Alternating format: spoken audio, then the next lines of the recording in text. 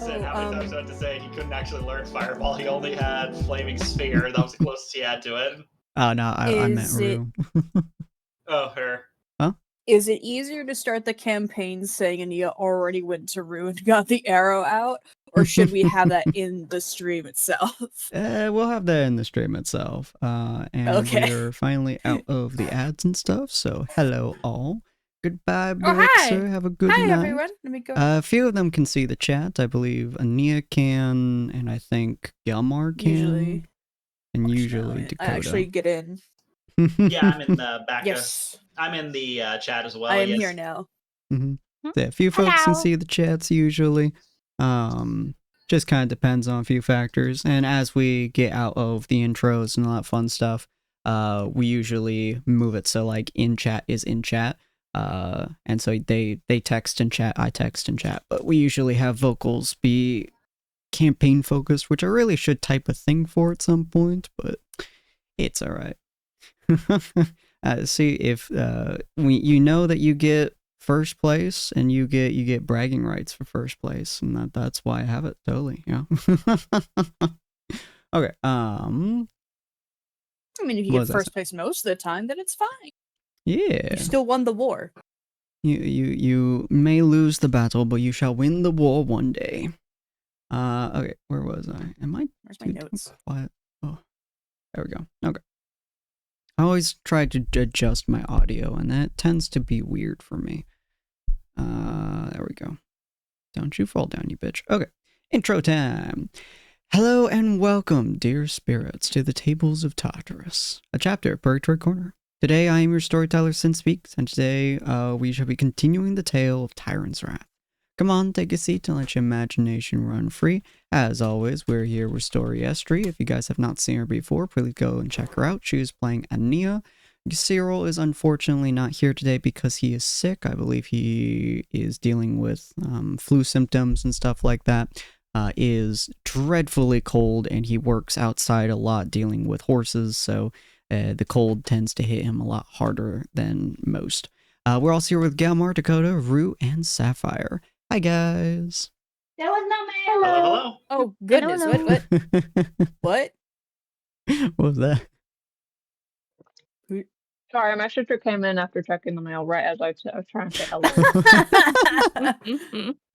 The timing. I thought that was really enthusiastic. Hello. Hello there. Let me send you guys to a different map real quick, which will be. I mean, technically, you guys are on the road, so it's whatever if I have you guys here. We'll do the forest though. I think I like the forest. Nope, whoops. I didn't see it. Whoops, that was a battlefield I had for last week. Did I break it? Oh, okay. Stop breaking Foundry. You do this every stream. Look, I try not to break Foundry, but sometimes it just decides to cry, and I gotta give it what it needs, okay? I don't think I actually have a map for just you guys walking around, honestly. Weirdly enough. Huh. Alright, cool. I'll have to fix that in the future, but that's okay. That's also why I don't stream the non-combat on the screen. But hello and welcome everyone. So last episode we had a fantastic time defeating a whole lot of enemies, which took I think 2+ episodes to do. It was a hell of a combat session. 3 combat. Yeah, it was a hell of a combat, right. Multi-sessions. You guys managed to start up a hardcore ritual that was going to use the entire town as basically a fuel source in order to what seemed to be crack a hole in the multiverse for some reason or another.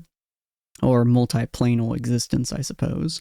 You guys jumpstart that, and then you guys disrupted it so hardcore that multiple of the enemies had to sacrifice themselves to make it actually work to any degree. And then you guys shot a giant eyeball that was pulling itself out of the rift of space and time. Because apparently that's the normal reaction to seeing a giant eyeballs to shoot it. I mean, it's just like, oh god! I mean, you Sapphire guys was right to do it. Yeah, you guys had a Yanti named Shahara who taunted you guys endlessly, seemed to have been a major player in terms of making the entire spell actually come to fruition. And then she told you guys how to fix it in exchange for her being able to be let free and continue to live. So she ran away with all of her limbs intact. Then you guys, I believe, murdered the gigantic abomination of hell. It sunk into the rift as the rift started becoming intensely broken and started folding in on itself, which damn near pulled most of you guys in there before it threw you guys to multiple spots, and you guys managed to survive by the skin of your teeth, especially in terms of Yamar and Cyril. But the battle has been won. Ania currently has a arrow lodged inside of her shoulder, which is, I would imagine, exceptionally painful, as well as she's just dead tired. Dakota almost fell into a giant pit of fire, but thankfully Ania managed to quell the flames with the help of Sapphire. Galmar turned into a giant dragon form, and then he turned back into his regular form after his restraints damn near choked him to death. And you guys are... Huh? Rue died. Rue got knocked all the way down to almost death. It's Tuesday. She was mentally bleeding out in a way. Essentially, she got hit so hard by a literal rift in the universe that she just kind of stopped existing for a few moments there. And then she got healed, and now she's kind of functioning. A little bit shell shocked, but just a little bit of PTSD. Everyone pulled an inside check to see if she was okay, and I think everyone failed. Yeah, Oh, yeah. By quite a margin too. She decepted Except you for Ania. hardcore. Ania didn't even roll insight. She's like, I don't need insight to know that Rue's not okay. She's just like, I'm good. I can see everything, and I'm going to see fuck all.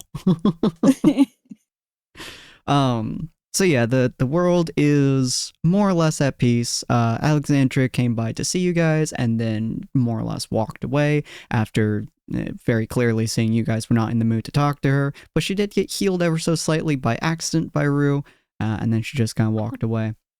To go find her very old and very tired horse, who apparently has seen such bullshit that this rift in space and time meant nothing to him. And yeah, I would say Cyril probably at this point is kind of a little bit away from the party, seeming to like, from his body language, he just has something on his mind. He's very clearly not in the mood to interact with individuals, though I doubt most of you are. But yeah, you guys walk slowly out of the town. Before we continue, let's go down a random list of my choosing, and give me like a 1-sentence description of you guys, or 2 sentences or whatever, and how your character is thinking in this moment. What are they horrified at the actions that just came across? Are they just tired? Are they annoyed by somebody else's actions? Do they think they could have done better? Stuff like that. Give me like 2 or 3 sentences or so. Dakota, we'll start with you. Who I am and how I'm feeling. Mhm. Dakota is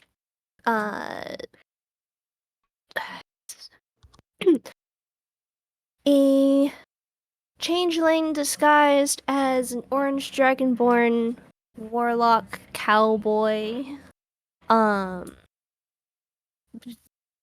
He's striving for freedom and all of that. He's very confused as to what was happening.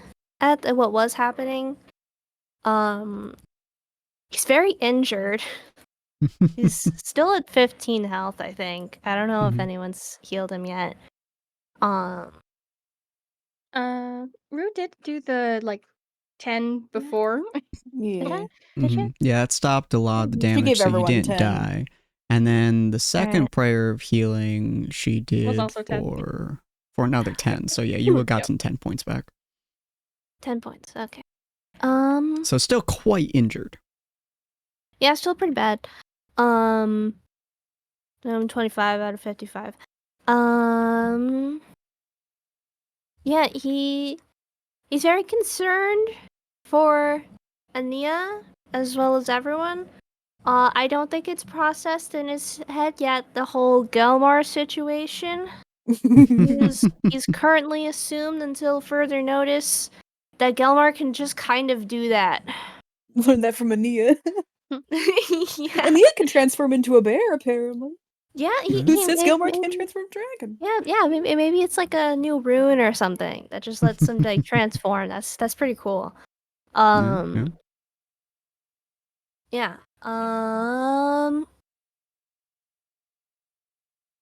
Yes, that the things just haven't really processed yet. That's for 3 a.m. Dakota. Very fair. Yeah. All right. Rue. He's just recovering. Rue is a half-elf cleric of the zeal, so slightly paladin-y. Mhm. She is at first, of course, she had that moment where, she wasn't really doing much, wasn't really, looking like much, but slowly kind of comes back, and at that last, some point in the last session, also, she kind of like was acted kind of like her last self with like little quip that she had said last. So she's looking like she's getting better, kind of going back to how she was before. Nice. All right. Sapphire. Yes, sorry. Are you good? Sapphire's distracting me. I'm Sapphire. I am a half elf ranger at this moment. After the fight, I feel like she'd be tired, a little upset that we even had to fight in the first place. But now that it's over, I just want to move on to the next thing we have to do. Okay. Gamar.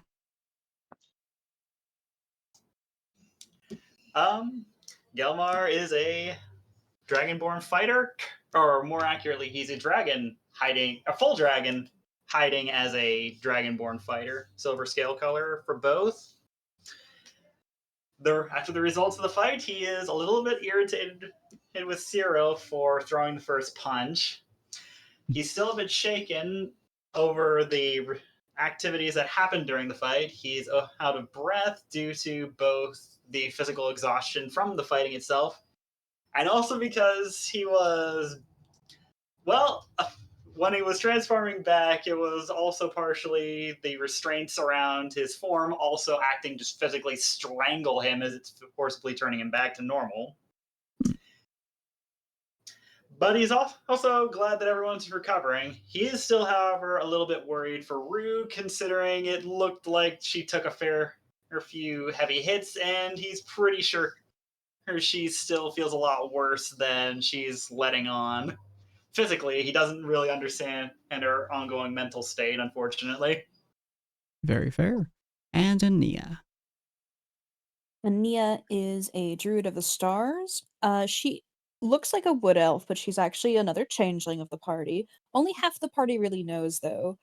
Ania has a poisoned arrow stuck in her shoulder, and because she is so observant and was using both her eyes and ears and all of the senses to look out for things in the battle, she is completely drained of wanting to do anything, hear anyone, talk to anyone, and even has like a blindfold tied around her eyes right now, so she can't see as well as usual. And she's still partially running on adrenaline, so she's not really mad at anyone, except for maybe the actual bad guys. And she's currently like in partial shock. Okay. She's new to adventuring compared to most of the party. All right. And we're going to start off with, we'll go with most of you guys have just kind of been trying to rein yourselves in for the last, probably 10 minutes or so.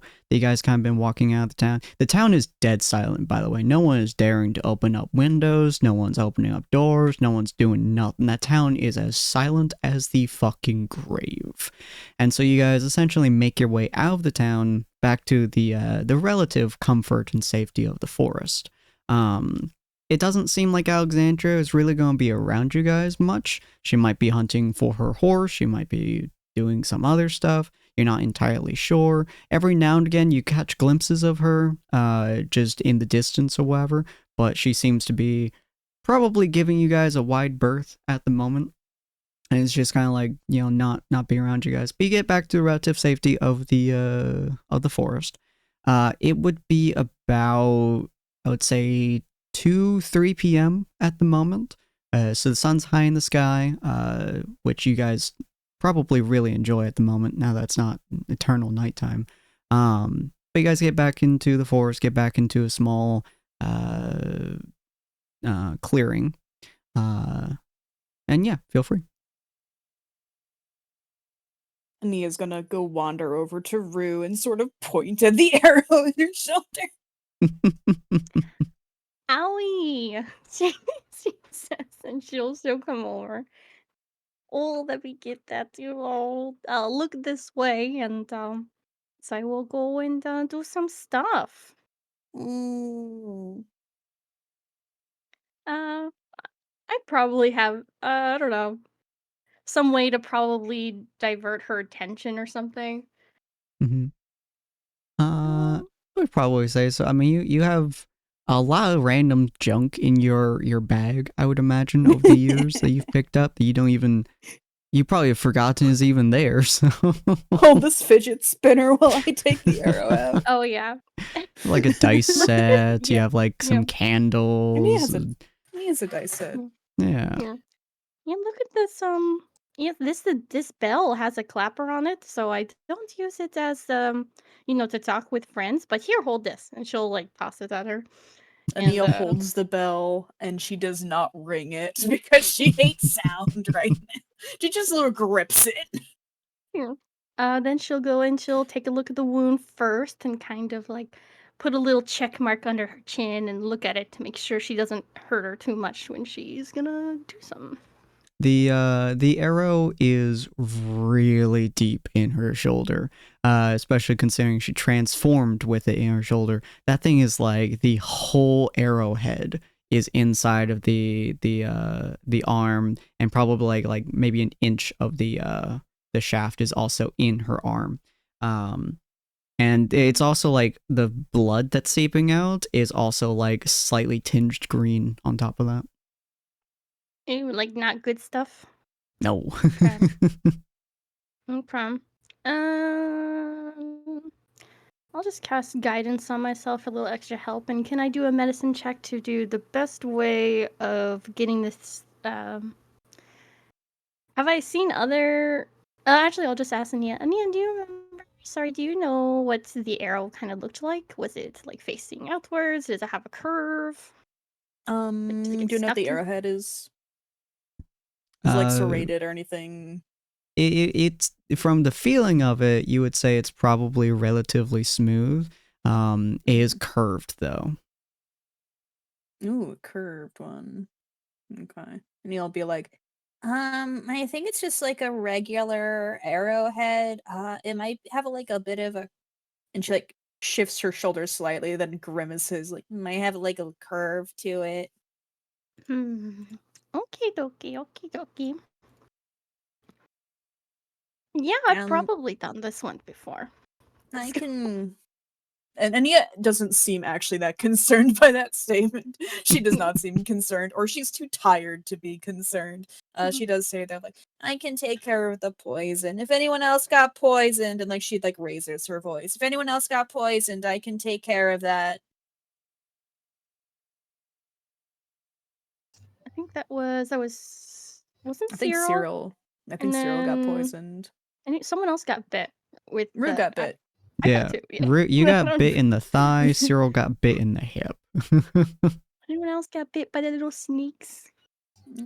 I remember a snake attacking me, but I think it was a constrictor, not a poison one above game. Yeah. One of the snakes tried for me. But I was on a horse. So. It did bite the It it bit the did bite horse. the elk. The elk is no The longer elk's there, gone. but it did bite the elk. Okay. Then I'll go ahead and roll. Could I roll like a wisdom medicine check to see Yep. how I can get this out of her? Can I help since Depends on She told me how the your arrow character type. would feeling it. Yeah. I have a +8 in proficiency in medicine. Same. Yeah, I would say you can give help with it. Okay, how does that work again? So it just gives her the person making advantage. the roll gets advantage. Nice. And then I have Okay, my so- D4 with guidance. Mhm. Let's do it. So advantage in a Oh my god. Oh, I don't know RNG the Jesus, why have you forsaken us? Well, you still got 15, even Holy with hell. arguably one of the lowest freaking numbers I've seen on advantage check aside from double nat ones. Oof. So you did manage to it's gonna hurt. It's gonna hurt. It's gonna hurt a lot. But you've dealt with a lot of wounds in the past, but usually just cure. You know, the only time that you've really gotten your hands deep in something is like with Cyril's wound and similar like slash wounds or stuff that just has something inside of it, but you're not And as Cyril was used to. unconscious. Yeah, you're not as used to conscious people dealing with stuff that's just shrapnel stuck inside them. That's annoying. So really, the best way that you can think of to deal with this arrow is to just grab it and pull it out and heal whatever is after. You really can't think of a better way to take this arrow out. It's like ripping off a band-aid, basically. It's the only way you're able to think of those. Then she's gonna do it as I don't know. I want to do it slowly because I don't want the extra chunks to come out. It's, like, it's gonna hurt. No just matter slowly what you do. rip this out of your arm. Do I need to roll a con? You I have terrible con. you have been like super hyper perceptive, so I will have you roll con. Okay, ability check, right? Yeah. Okay. Oh my god. I've been through a lot Nice. today. I don't fucking care. Nia takes it like a champ. She just sort of grits her teeth. No tears. She's been through a lot. Oh goodness. All right. She knew it was gonna hurt. I think I got it. Just shunk. Great. Mm. And does Rue heal it after, or did she just remove the Yeah. arrow? I'll go ahead and heal it up with the cure wounds. Nice. All right, and Ania is going to cast. Where is it? I know I have it. Where'd it go? Protection from poison, which Ooh. does remove poison. If it is poisoned, you neutralize the poison. If more than one poison afflicts the target, you neutralize one poison that you know is present, or you neutralize one at random. So Very she's going to cast protection from poison on herself, and if she feels better, she's going to follow up with Rue and Cyril. Okay. Yeah, it does. You use it on yourself, and the green just kind of fades into like a weird clear color, and it just kind of drips down your arm. And of course, with it being closed, it just kind of stops after a moment. Okay, she does have enough spell slots for that, but she has one spell slot left. Let me just For throw her- an orc captain at you. So her, Rue, Cyril, protection from poison. Oh, thank And you I'll so apply much. that +9. Yeah, you guys are all pretty heavily damaged aside from Galmar, although Galmar has, of course, the neck feeling still. But aside from that, like, aside from being tired and generally just scratched up, bruised, cut, and sliced, or heavily in Rue's case, her brain hurts, You guys are more or less fine at the moment, physically speaking. Are we at like a campfire? You guys can totally make one. Okay. Although at the moment the sun's high in the sky, so it depends on like. Oh yeah. Yeah. It's daytime. Mhm. Is the cart here? Is the horse okay? You guys know that Alexandria is somewhere near y'all. Yeah, the horse seems to be perfectly fine. The cart is with the horse, and Alexandria is with the cart, and they're somewhere around. It seems like she might be avoiding y'all at the moment. That's fine. Ania's gonna sit next to a tree and lean on it and just sit there.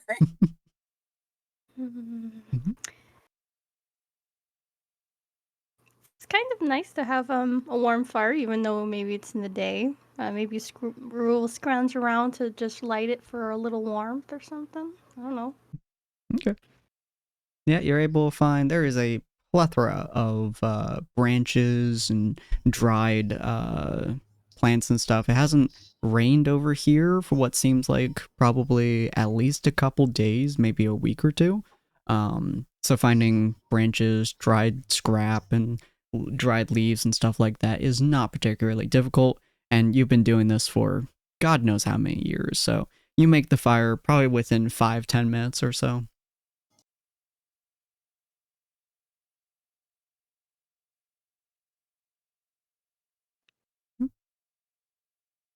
What's everyone else doing?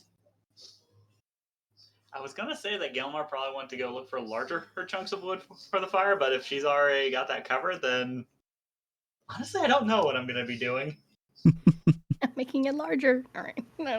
More fire! More fire! The biggest fire. Toto's probably gonna be inspecting his wounds. He's gonna like. He's probably also gonna like try to mend or clean his cloak. Got pretty messed up in the fight. Yeah. You have spare fabric on you, just from, the amount of times that you've had to fix this thing. So it's not something you're very good at. It's not something that you enjoy doing all that much, but is a very peaceful and rhythmic process to be able to just fix your cloak. So yeah, you're able to just sit down and start mending it.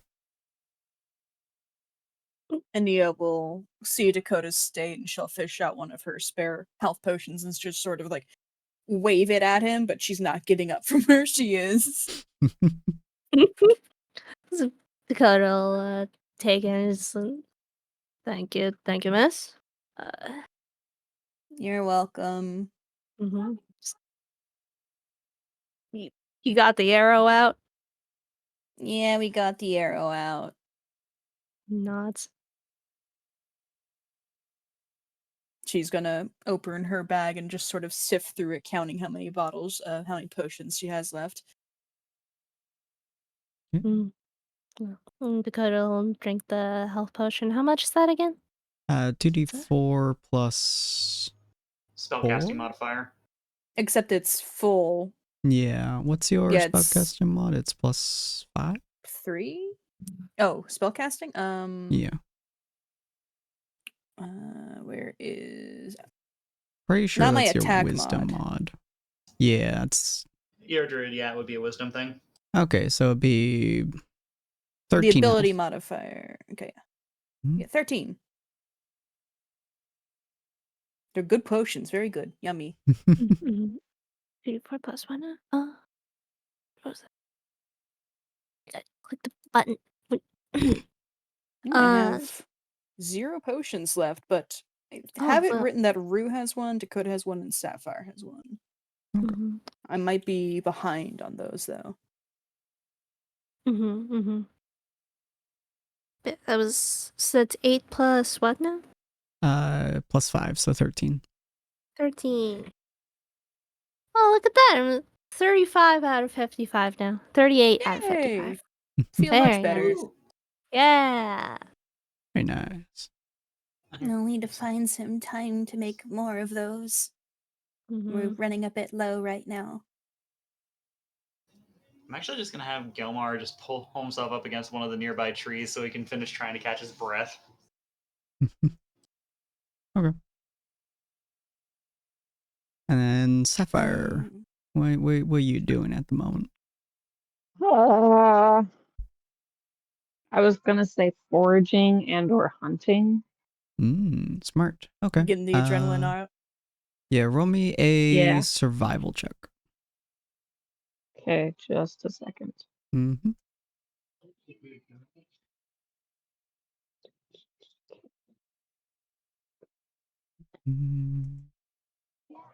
Why am I not seeing? That's why it's closed. There we go.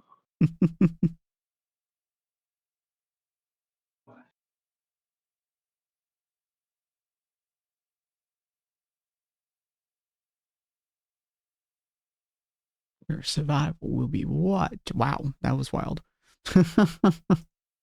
With a 22, you go out and pretty much just start foraging and start hunting and stuff like that, looking for pretty much everything. This is your home. Like, the forest is where you live, essentially, is more home to you than any city, any town, any farm could possibly be. So you move away from the group while they are resting a little bit, leaning against a tree, mending their clothes, or catching their breath, or all that fun stuff. And you pretty much just kind of like sneak away from the group. You pull up your hood, which effectively renders you damn near invisible inside of this forest with camouflage and stuff. You find, I would say, 2 bundles of herbs effectively, so effectively 2 more potions for Ania. And then you find a really nice looking elk. You would know at this general point in time, elk populations tend to get pretty heavy, especially in these areas. So hunting elks is usually recommended versus other species like rabbits, for example, are most popular in spring, but in fall usually leave them alone. But this is a big elk. It takes you probably maybe 15-20 minutes to fully hunt this thing down, but it is the most natural course that you felt in probably like months or so. This is something that you've done literally hundreds, if not thousands of times in your life. And compared to everything that went on with the rift and with the horrors and with everything like that, this just feels natural to you. This just feels like a normal day now. So you get a good shot on the elk's pretty much in the head, get it down really quick. Takes you another like 10-15 minutes to drag it back into the to the camp. If Rue is back, hi Rue. What are you doing in this time? Well, that sounded pretty dope. They went after a day. They went after a day. That's cool. Mm, probably. Why am I thinking of food? She doesn't think of food. She thinks of like cheesecake and like Hungry comfort. after that. Comfort. Num num But foods. you can't make cheesecake out in the forest. So she kind of like looks around at the ones who are still here. I'm sorry, I don't know who's still here. Who's Got at more camp. Dakota and Yeah, Sapphire's out hunting. Oh, she's like kind of want like some. Do we want to make some dishes? And Nia will tilt her head, look up, like, food? Yeah. I guess it's natural to be hungry after that. I don't know if I feel very hungry. I may have a few leftover pastries. Oh, I guess we could cook something if anyone else is hungry. I have a few chunks of jerky left over, if that would be useful. I yeah. think Flavor. Sapphire went out to get something. Maybe we can figure something out when she gets back, see what she brings. Hmm. We could always grill Oh. something. I guess. Oh, me and Dakota, I already used mine and Dakota's sending stones, but I should probably send a message back to Roderick about what happened. Will anyone let me borrow their stone? What should we say? Here you go. Rue tosses one over to him. Yep, catches it. What do we need to say? The town is, at the moment, safe, and we don't suspect that the perpetrators are likely to attempt another thing on that level for the foreseeable future.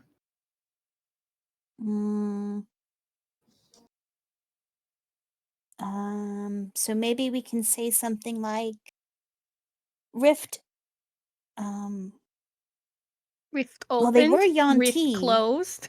Yeah. Yanti here. Rift opened. Closed rift. Town heavy damage, but safe now. Mm-hmm. Alexandria alive. Yeah. Oh, that's No hosting casualties among the common folk. There's gotta be casualties. No, the houses are perfectly fine. I should have added that one in. I'm not gonna tell them the houses are fine. You burnt them. No, I told you to burn them, but that's okay. I'm not blaming you. It was the right choice. I'm pretty sure the rifts thing was more important. She looks sheepish, like putting her fingers together. Oh. Extreme nukification. It was the right choice. Anything else? Dakota. What should we tell Roderick? We just visited the hell dimension. Yeah, that's a good one. He'll have no idea. he'll like that. I like that one. We went to hell for you, Roderick. That rift actually opened up to the astral sea. I've seen the place once before. I don't know what all the red was about, though. The astral sea isn't like that. Oh, we should say the Astral Sea said hi, because they talked to you. Well, the astral sea didn't talk to me. The dragon did. The dragon constellation. And she perks up a little bit. Stars. Ooh. But no, I'll try to convey that to him. And she's gonna wait a bit. She's counting words on her hands. Yeah. Rue gives her the silent two thumbs up, knowing she probably needs the silence to think.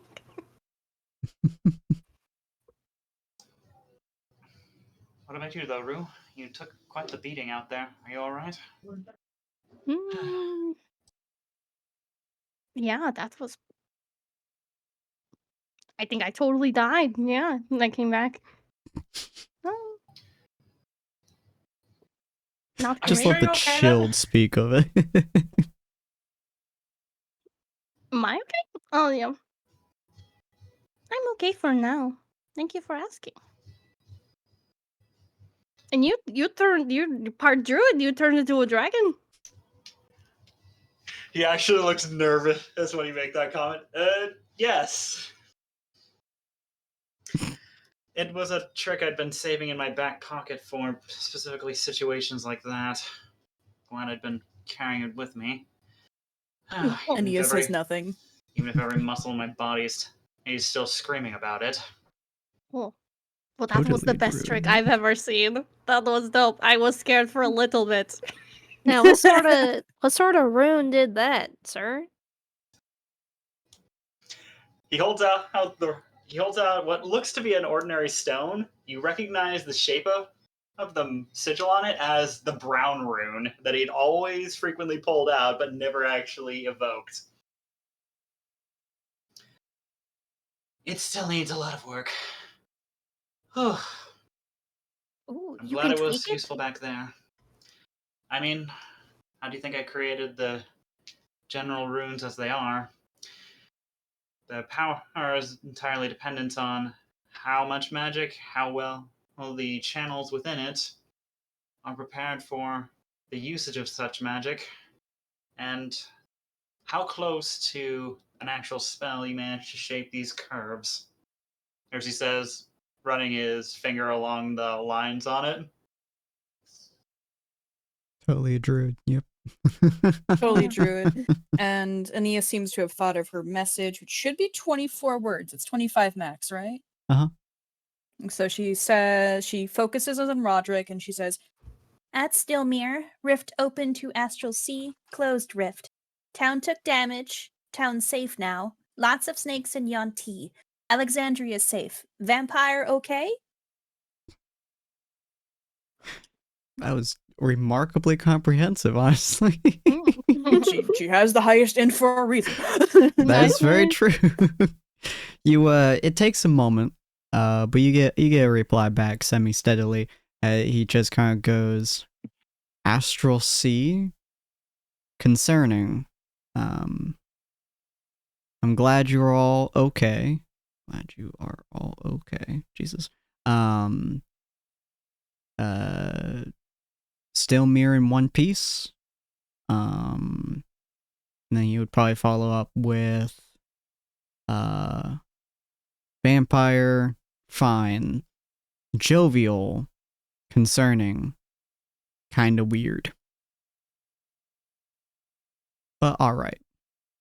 That's But probably alright. somewhere near 25. Yeah, that sounds about right. It's about the same size as my written message. And she'll convey that to the others. She'll say, He seems very concerned about it. He definitely didn't expect what we saw. He says the vampire lord is, being the same as he was, which is very weird and concerning, but at least he's not doing anything bad. And he says he's glad we're all okay. Oh, he said that? That's so nice of Yeah. him. He's so nice of him. Honestly, that might be the nicest news I've heard all day. Mhm. Gilmar, you should tweak that to make yourself the dragon form even bigger. Maybe for next time, but I need to figure out how to deal with the strangulation first. Peter. Good point. Leader. Hi, Zero. Welcome in, Cyril. How Hello. you feeling? I am infinitely better. oh, that's Hey, great. I'm Glad you're glad. feeling better. Oh Nice. my god, that nap was what I needed. That's for sure. Some days you just need like the sleep nap. You just need The nap. Like, you just need the sun to be shining on you. You need to be like laying down in like a little book nook, and you just have to let the sun be like, "Hey, bitch, you're going to sleep now, but you'll feel so much better." All right, so Do you want me to do the summary?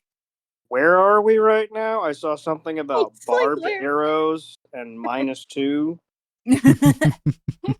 So everyone left the town. They're just sort of sitting outside. It's midday. All of the party is here except for Sapphire, who went out hunting. She's found an elk. We don't know that yet, though. Rue removed the arrow from Ania's shoulder, and Ania just sent a message to Roderick saying, like, there was a rift to the Astral Sea, but we closed it, and everyone's okay. Right. And that's pretty much all that's happened. And Roderick is happy everyone's okay, and the vampire is a jovial bastard, but he's doing all right. Yeah, he's not doing anything. Campfire Yeah. is made. Thinking about making food. Oh, as yeah. one does for comfort. Yeah, we're waiting to see what Sapphire brings back before we decide what to cook. Okay. And Gelmar's just in a corner, still trying to catch his breath. A corner with all of us. I mean, he's leaning up against a distant Oh. tree. Oh, and Ania used 3 spell slots for her, Rue, and Cyril to remove any poison. So, since Cyril got bit by a poisonous snake before, any poison Cyril had is gone now. Yep. I don't think I ever got poisoned. You got bit by a snake, I think. Yeah, you I got got bit bit. by Stuck one to of you. the poisonous snakes. Yeah. You didn't get Must have passed the mechanically save. poisoned, but yeah, definitely got poisoned to a degree. Poison was in your body, I should say. Ania didn't cast detect poison. She just smacked everyone who got bit by one. They said they were poisonous snakes. I just kind of assumed. Yep. So, with that in mind, Cyril, you've been kind of a little bit away from the rest of the party, kind of doing your own thing for the most part, double checking, your poncho, double checking your weapons, stuff like that.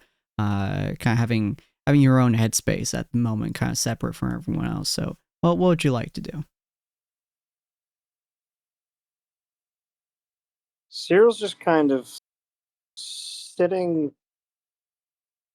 near the fire and just sort of staring into it.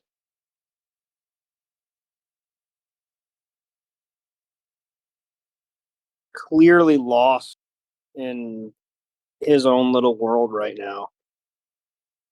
Okay. Mm. Cool. So assuming no one does anything further, it takes probably another 10 or so minutes of y'all just generally doing your stuffs before Sapphire comes back. Just dragging, probably semi-slowly, considering her strength score, but just dragging an elk just through kind of the forest, just dragging it back into camp, or the clearing that you guys have made.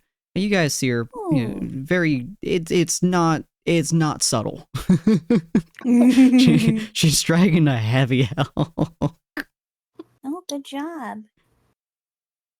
As Sapphire gets here, Ania's going to get up, and though normal she would absolutely help with skinning the deer, she's actually going to leave for a bit for some reason. Okay. She's gonna wander off, but she'll see I'll be right back. Okay, be safe. Indeed. While the immediate threats aren't in the town anymore, I wouldn't be surprised if they're still nearby. Does anyone give Sapphire a hand with the massive elk? Gelmar will get up and try at the very least. Very nice. Dakota pointedly does not say anything as he continues to silently clean his cloak. As one does. Yes, yes. As he should. Must get rid of the stain. Are you still in your own Golden little dot world, Cyril, or are you getting up to help? I'll get up to help and sort of give Gelmar a hand getting the elk to the fire. What direction did Ania go off? It didn't seem like she cared which. It just sort of went away. People are free to try and follow her. Yeah, well, kind of trying to do that is the idea. Mm-hmm.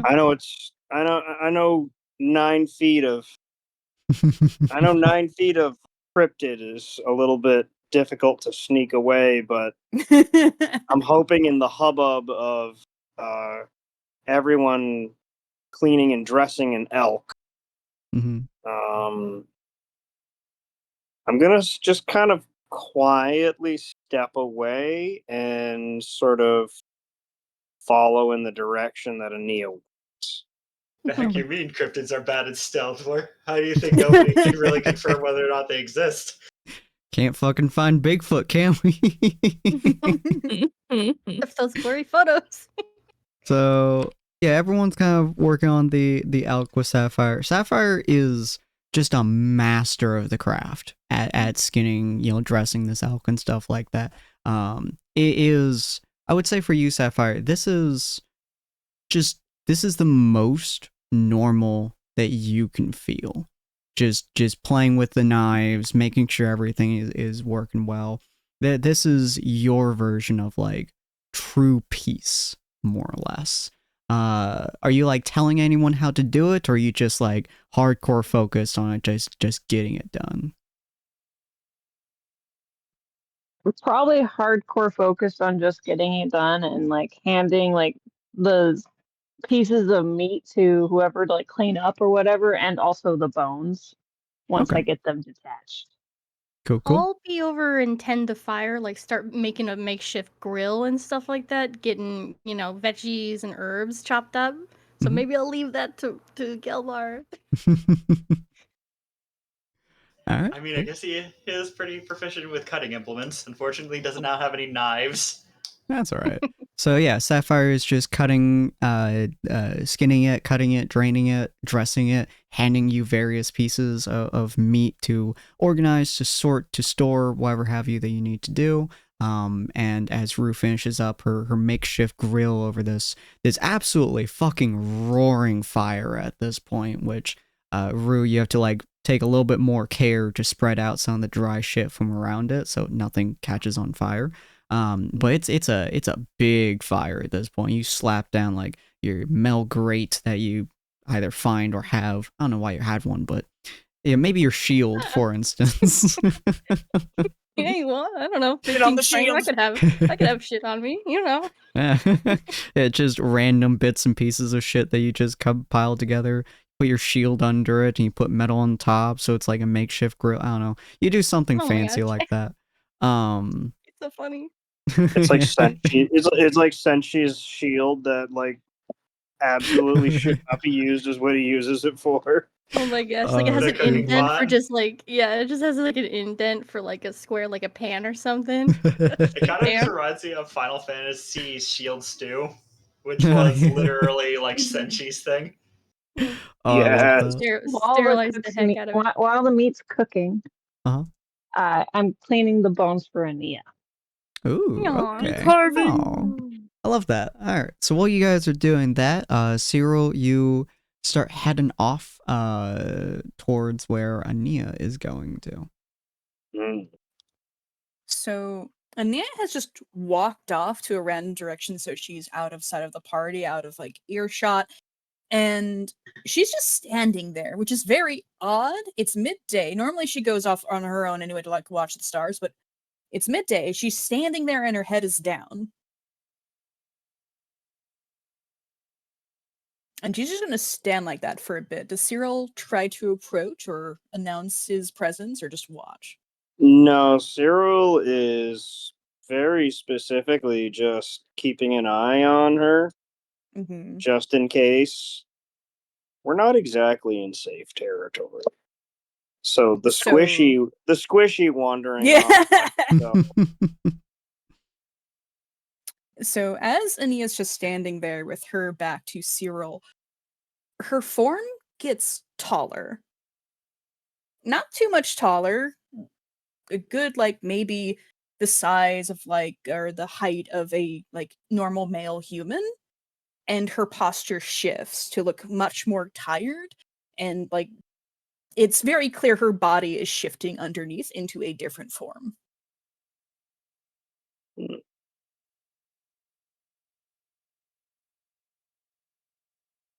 And she's go ahead. I'm just continuing to watch.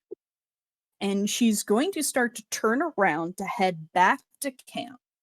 And what you see, and she still has the blindfold on, but it is it looks pretty young for a human. Not too young though.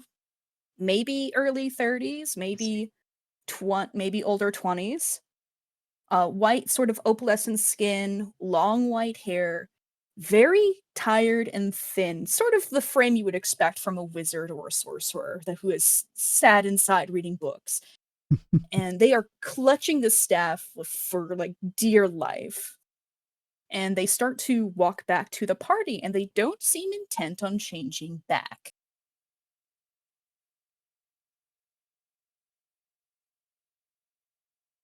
You definitely see me standing there watching you. So this individual glances towards you, and they don't seem very surprised. And when they talk, I'm gonna have the voice is probably gonna sound odd for a while because I need to get used to doing a different voice. You can't really put a gender to the voice, but it sounds raspy, like someone who has never talked in their life. And and the portrait is changed on the stream for anyone who wants to see. Yeah. Oh, dang. She So, reveals the changeling form. and they're going to say, Well, after all that has happened, I don't really think that people in our party are going to be betraying me anytime soon.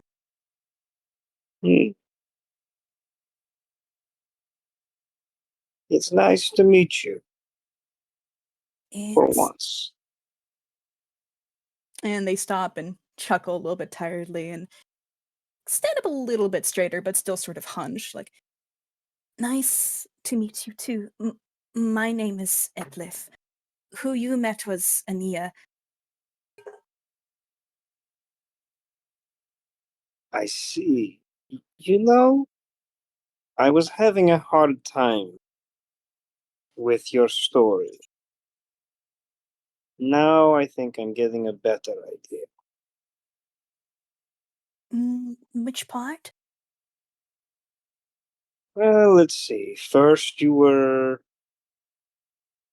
with a group of wood elves, and then you were living in the kingdom as a daughter of a highborn, and to be fair, since the plague, wood elves aren't exactly welcome inside those walls. And Eplith will sort of do a dry, amused chuckle, like, those actually weren't lies. I grew up as a child in the kingdom, but due to circumstances, we had to move when I was still very young.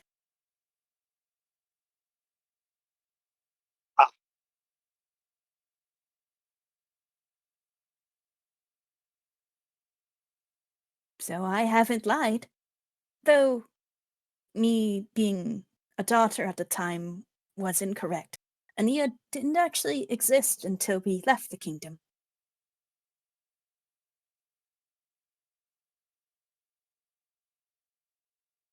Was it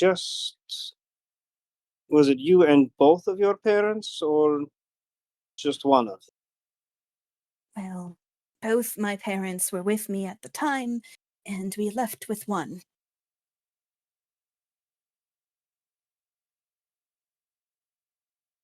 I'm sorry to hear that. Niplith nods and turns their face back towards where the party should be. He's like, I don't really know or have had any experience with talking to people other than my mother and father, so I wasn't sure how to do this, but I figured just walking in. I'm a little bit too tired to think of anything else, really. See. It gestures to you in general, the hunched, tired form. Are you feeling okay? Other than tired. Little bit terrified. And Tra, you've not met Tra. Tra is currently very not happy about this. Tra. Yes. It's just the three of us.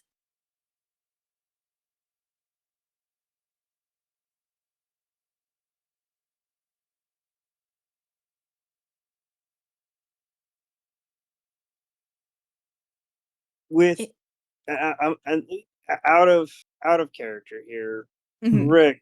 The scouts in the 8th. Did any of them have the dissociative identity type of deal?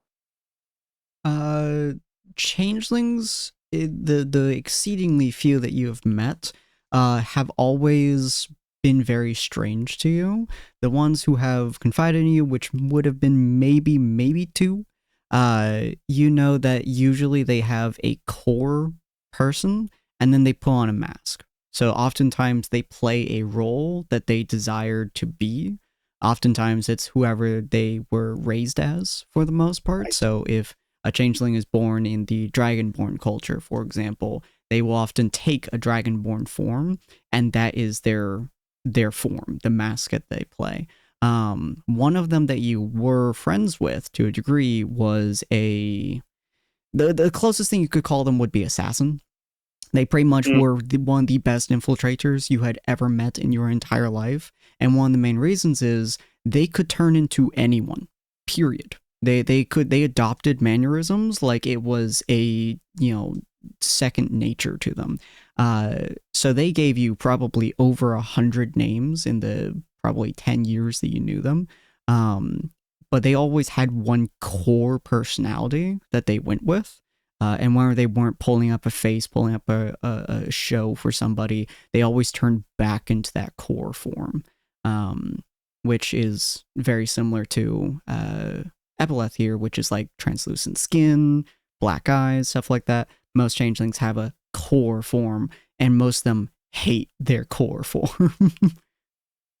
So dissociative identity disorder would not quite accurately describe it. It's more most of them that you found have a personality they choose to be and personality they're born with. All right. So then this right here, Ebleth, this is you. Well, we are all me, in a sense. I would describe Nia and Tra as sort of, what's the word? Exaggeration? No. Magnifications of certain parts of myself. But we are all the same person. But yes, this is me. I've never had to describe it, really. A little bit to Dakota. Suppose the youest of you. Yes. I guess that would be a simple way of saying it.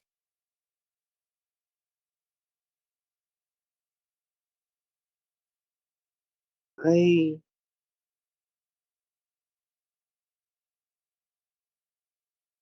can understand. I'm glad. And I'm honored. Epileth will sort of be a little bit, not shocked, just sort of unsure how to take it, but in a good way. They sort of give a shaky nod back. And they'll actually speak up about something that they haven't before. Back when you remember the moon pool? Well, this is the me I saw, but for a moment I also was able to see what you saw of yourself.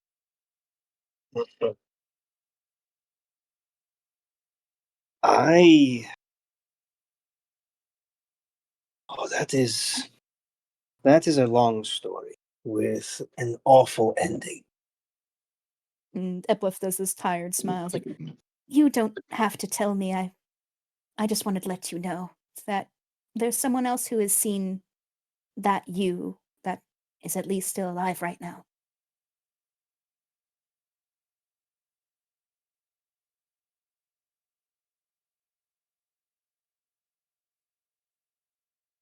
Kind of stutters for a minute.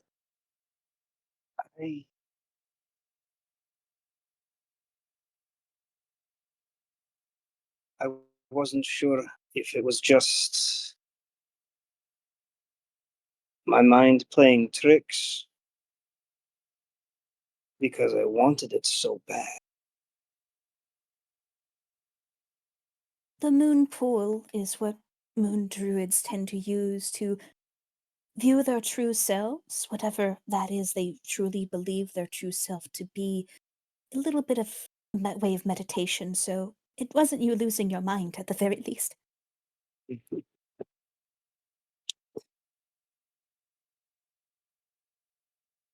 That I appreciate. And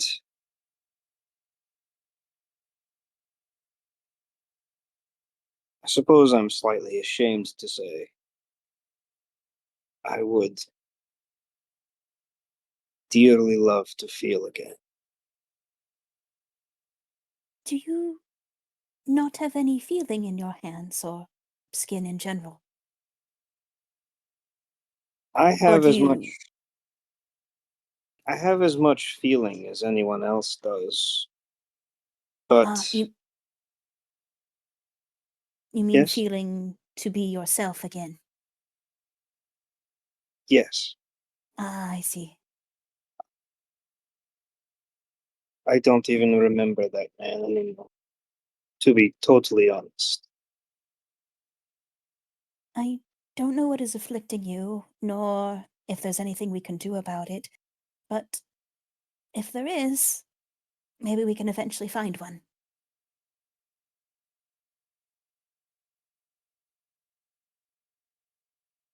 Mm. As far as I know, there is only one thing that can be done.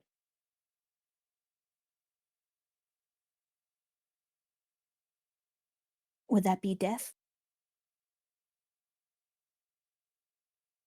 The creature that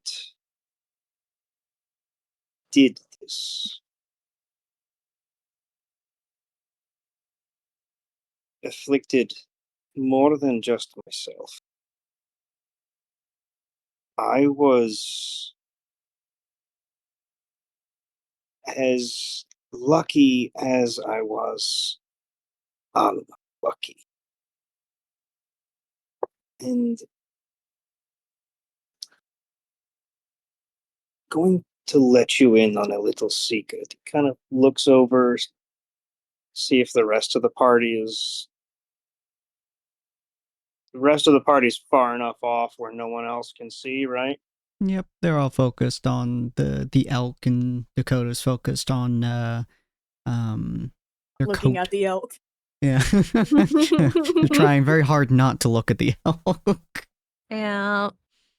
So Trying desperately to get the blood out of his coat still. So I want to much come blood. off! Yeah. So Cyril's gonna reach up, and there's a hidden catch underneath the antlers. The lie that I've been telling about my helmet is mostly because he finishes undoing the catch, and you have access to the video chat. Hmm?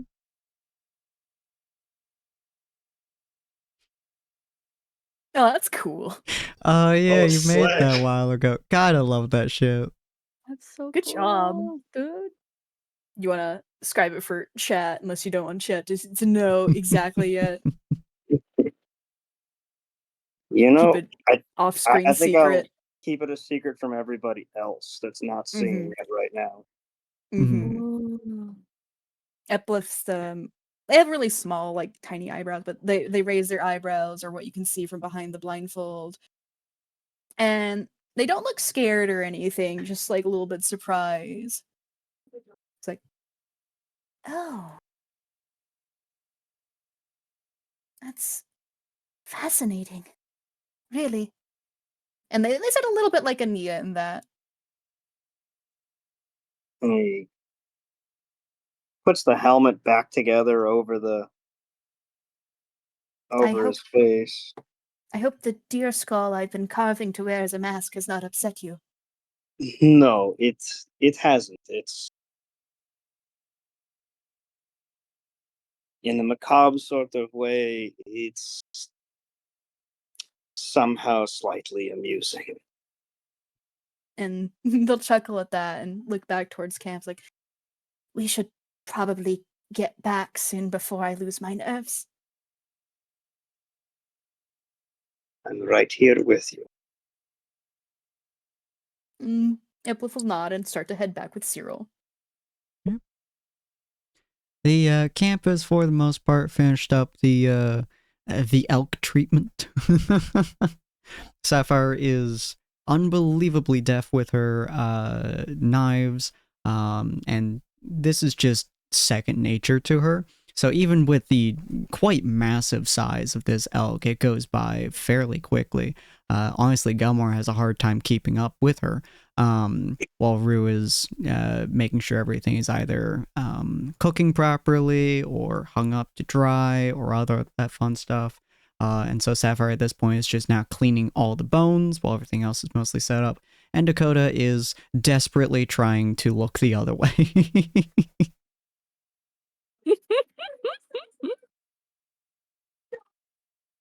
Yeah, you all walk back into the camp area.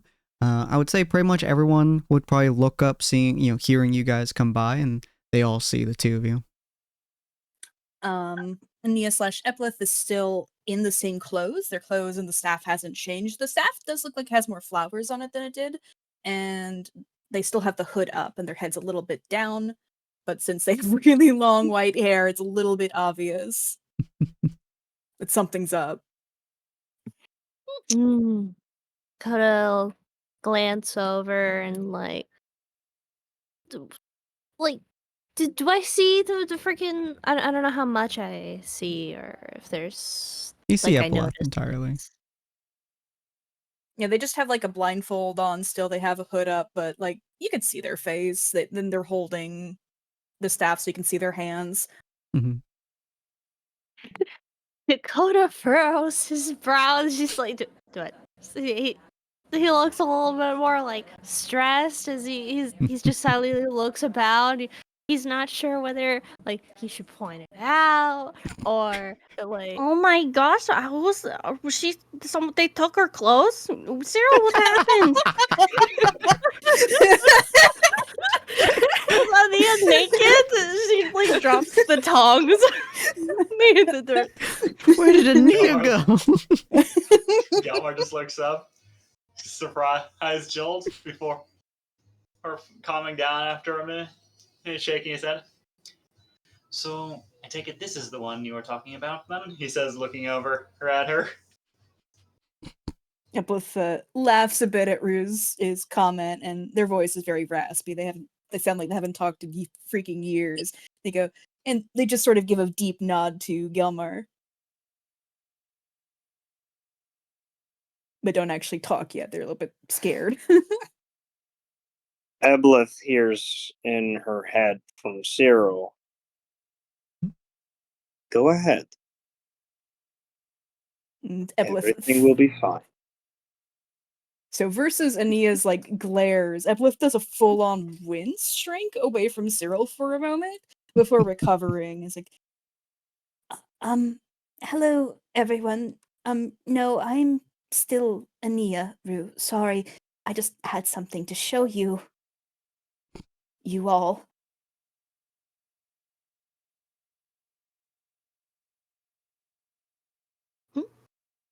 Rue blinks, tilts her head. I know you all had a conversation a few weeks ago. I guess I should just say it. I'm a changeling, actually. Dakota winces silently. I was not lying to you all. I don't really trust people with that knowledge, but after what we've all just been through, I don't really feel like any of you would betray me over something like that. Gelmar just raises an eyebrow. We've been working together for this many months, and you still are under the headspace that we had betrayal in mind? You don't really get it if that's the first thing you're going to, but I also understand. Well, But you should also get it. And they give like a pointed look, or at least as much as they can through the blindfold. You should get it. Gilmar gives it a nervous twitch, starting back towards the meat, trying to make it look like he's going back to work on it. That's what I thought.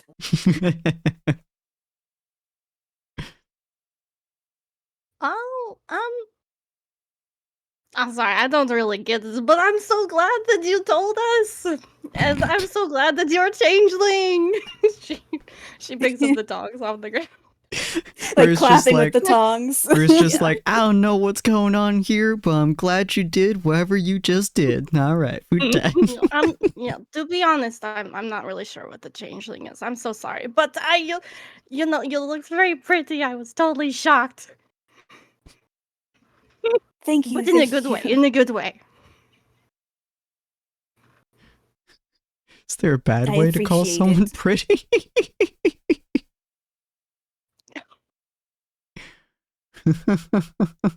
And in a good way. Look over to Sapphire, who hasn't said anything.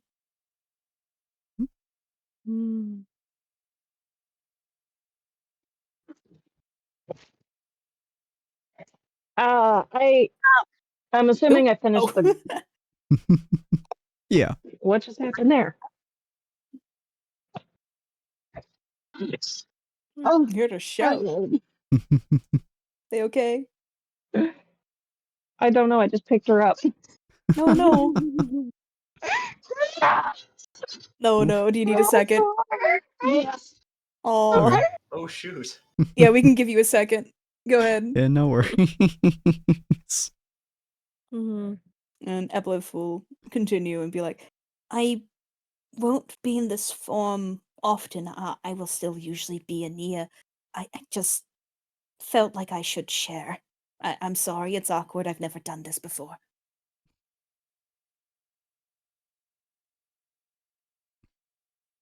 No, it's cool. Hi. Nice to meet you. Is it okay if I like draw a little bit of you to like remember? They'll think about it and they'll be like, only in your memory book. Yeah. This should I should state that this should be an absolute secret to anyone that is not here. Secret. Okay. Changelings are not very accepted in most places. Understood. Gilmar calls over. Her still not really looking over from the meat. I love the idea that Rue pulls out her book and just writes in giant letters, secret. Secret. Then thinks about like, should I not write a note? I'll be surprised every time I hear it though, but I must draw you. I must draw you. Give a little pose. No, they're just kidding. And What's your best side? Eplif will go investigate what's going on with the elk and such and see how the meal's going. I think I have some pastries left. Let me see my pack. Dakota is very pointedly still scrubbing the coat and not looking. Looks straight down, just like, this is not clean. This is clean, but no, it's not. He has not said a word. Reaches over, grabs a fucking slab of meat, and just starts rubbing against the coat. Not done yet. Not done yet. I actually have a real quick question for Rick. Back in my day, were the changelings more widely accepted? Not in the slightest, no. Okay, so Cyril does completely understand the not accepted in places. Yeah, the only position that changelings have ever been accepted in is a assassin position. And that is purely an underground, like, black market style deals and stuff like that. That is the only positions that changelings ever have been, like, free to be themselves, air quote. Because everyone expects them to backstab you anyways. even your lifespan, the idea of a changeling like saying they're a changeling, especially showing their true form. The true form is the only part of a changeling that you cannot fundamentally change. Is for some reason that no one's been able to figure out, the true form of a changeling just doesn't get modified aside from with age. So like everyone else's bodies. So most changelings never show off their true form. It's the one thing that they truly cannot hide if they show you it. So the fact that, Epileth is showing you the core is probably one of the highest forms of respect that you can think of to get from another individual. At least in your perspective.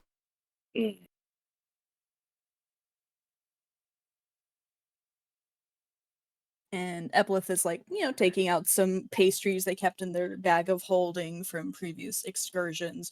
Maybe they took a few from Chef back at the bandits camp, and they're laying it out, and they go to give one to Dakota because they know Dakota's not going to eat them. Alrighty, guys, I'm ready.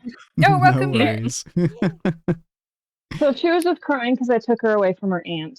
Aww. Oh, But I promised Grandpa, so she's fine now. Fair. Okay. I was gonna say, I walk over with the bones because I'm assuming at that time I've cleaned them all, Pretty much, yeah. and hand them to her, or him, her, still her, right? Epileth goes by them. They, them. Them, okay. Mm-hmm. I But hand they them haven't to said that, them. so yes, they will accept pretty much any pronoun, but they do accept the bones, and they look happy about like, oh, thank you. And they'll squirrel them away welcome. in the bag of holding. I am happy you have decided to show another form, I guess. I already knew you were a changeling, so Wait, you did win. Dakota looking over as well.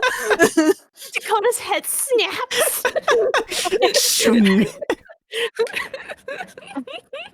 Fucking hear the whip crack of his head just punk. literally the only person who apparently didn't know was Rue. Holy crud. She blinks. When did you know?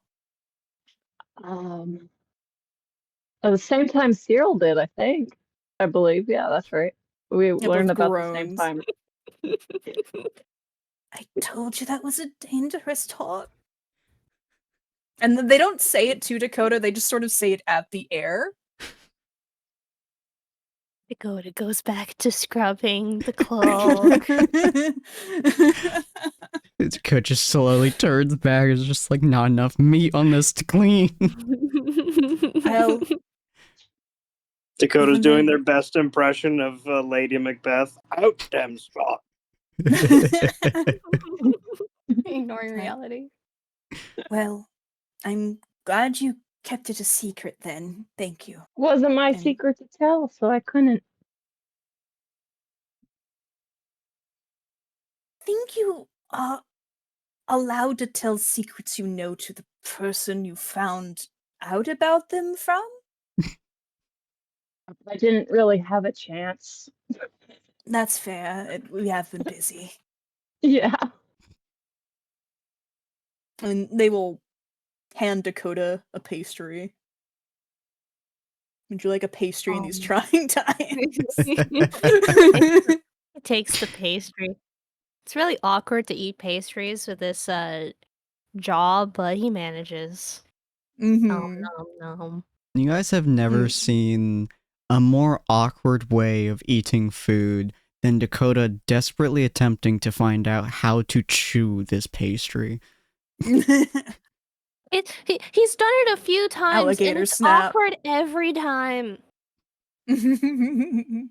I figure it's a lot like how like when you give like a treat to like a dog, a lot of like chomping, turning up, and then like chomping it down into their throat. Yeah, pretty much. Chomp, chomp, moving head, chomp, chomp, up, down. But Eplith will go to help with the fire and Nia, just like Ania would. Mm-hmm. Just slower and a little bit more skittish. It's a very nice fire setup, and you do notice that it's, Rue's shield, and you also realize that this shield is unbelievably good at conducting heat. Like this fire is cooking this shield like something fierce, and is astonishing how well it's doing it. But the meat is going by smoothly. The skin is over in some other area, drying essentially, so you guys can use it as leather, and all this other fun stuff. And yeah, the next few hours probably would pass fairly easily if you guys want to chit chat with each other, plan stuff, or whatever you want. If Alexandria comes by, Eplith is switching back to Ania like in a blink of an eye. Suddenly they're Ania again. Mm-hmm. Eblith, why the blindfold? Eplith will point at it and be like, "Oh, Ania put this on earlier because, well, earlier was a lot. We saw and heard many things, and this just blocks things out a little bit more. My eyes feel very, very strained, and they are in pain. And so are my ears. I was trying to hear the other snakes talking to see what they were planning, but there was so many talking at once. And then I looked into the rift, and I'm pretty sure the thing that looked at us that Sapphire shot, I'm pretty sure that was something I saw in my dream back at the fort. Oh? It was... This... Go ahead. Go on. Oh, Go okay. on. I'm not totally sure, but I think that was the one who waits, which was everything that, the mirror, the mirror is one of the 7, and I think that entity is what they are gathering energy or whatever they are doing for.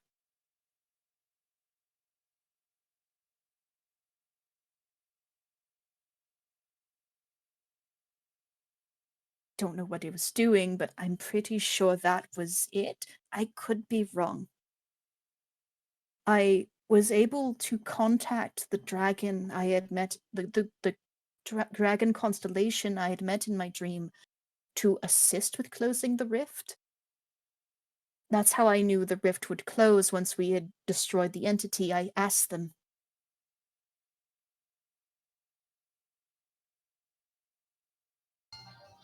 Do your eyes need treatment? I think I just need sleep. Well, just be sure to let us know if that changes. Yes, I will. The blindfold is helping.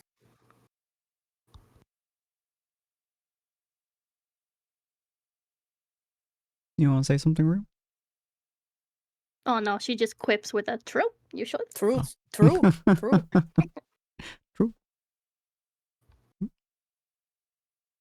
And then when all the serious talk happens, she just turns to Gelmar and says, "You should really turn yourself invisible with the rune. To be the invisible dragon."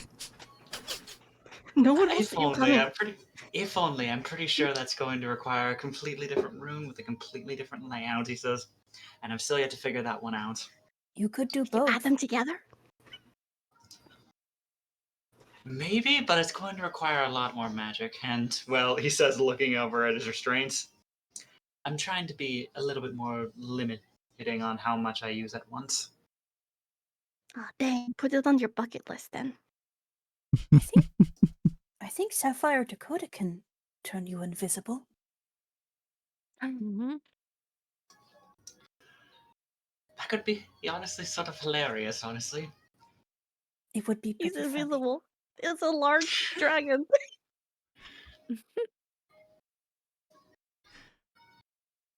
Just imagine you get enlarge and invisibility on you at the same time.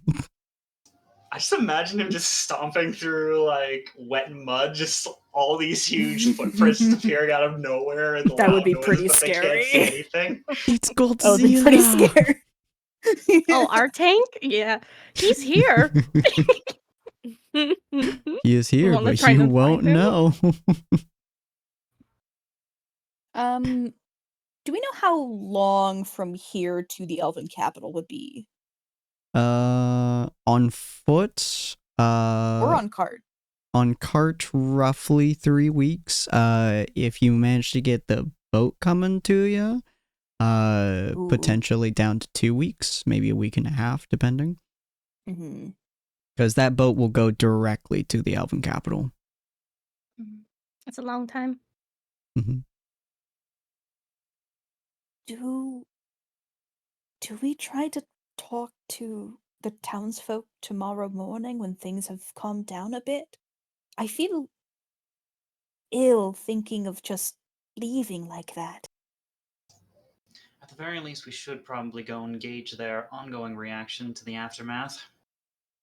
Let's see if anybody needs healing or help. Yes, that would be smart. I can try to purify the water if it's still poisoned in any way. Ooh, good idea. If we can have Alexandria speak on Roderick's behalf, the town is run by Roderick, so they should listen to Alexandria. And we should also see if there's more enemies around there. Yes, maybe a cursory look around.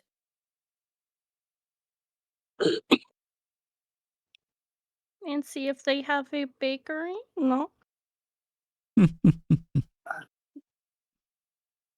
Wanting all that food. Just a suggestion. It's okay.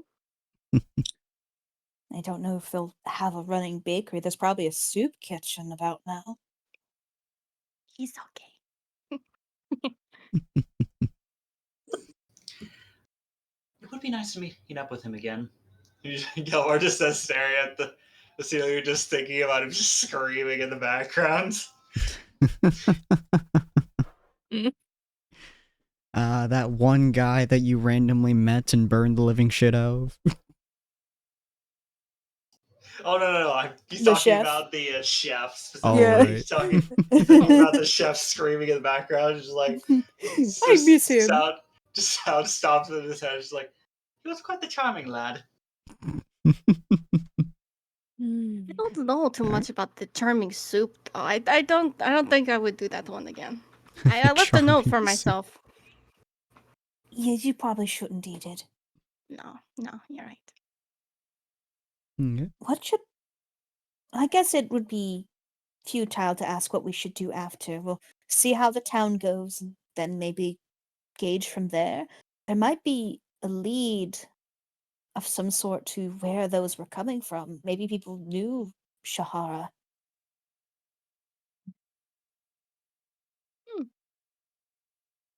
She looked like she was under illusion magic, so she may have just been walking around town as a human. Indeed, for all we know, maybe they wouldn't have even been able to put two and two together for who she was when she ripped the veil away, anyway. Mm.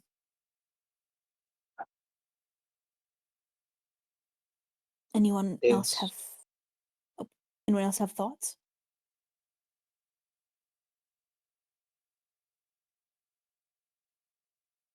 To be entirely fair,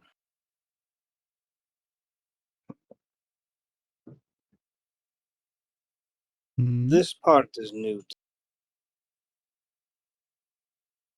Which part? Sticking around. Normally, we would just go in, take care of the problem, and leave as if we were never there. But this isn't that, is it? Well, No, I think we should go back and we should say we're the heroes. I wouldn't call us heroes, but I think it is that, but also that we have the capability to do more. I'd say no, he didn't. He never actually heard her identify herself as Epilith. What am I saying? No, you did. Did he? I thought Uh, she. I think Cyril said the name. Yeah. Oh, okay. I think Epilith wasn't. Yes. I think she's on. I think he's got the right idea. There's still too many uncertainties about the results of what we've actually conducted so far. We need some. Going back seems like it should be our primary decision, but we're not really certain. We're still not 100% certain as to what actually happened when the dust settled. And I suppose, depending on which way you look at it, he says, looking back up towards the Guardian floating above the town. We still don't even know if the dust has settled. Oh. We probably shouldn't be like that last thing that they said where the adventurers came in and it caved in the house and then they left. Yeah, that's on my mind as well. And just break your town and leave.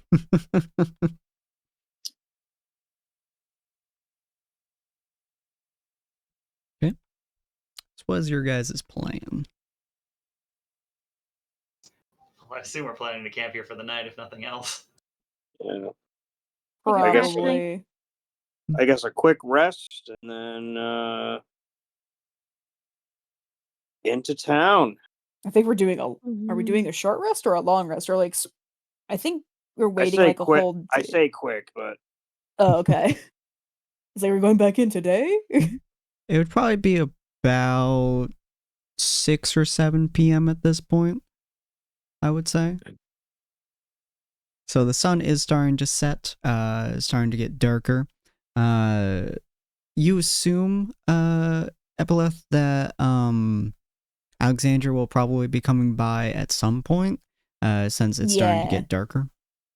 Epilith would have changed back to Ania at some point. Like you look away and look back, and it's just Ania again.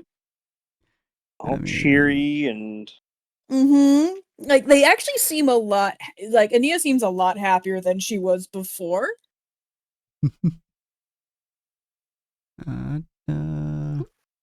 Switch this over. Oh, real- hi.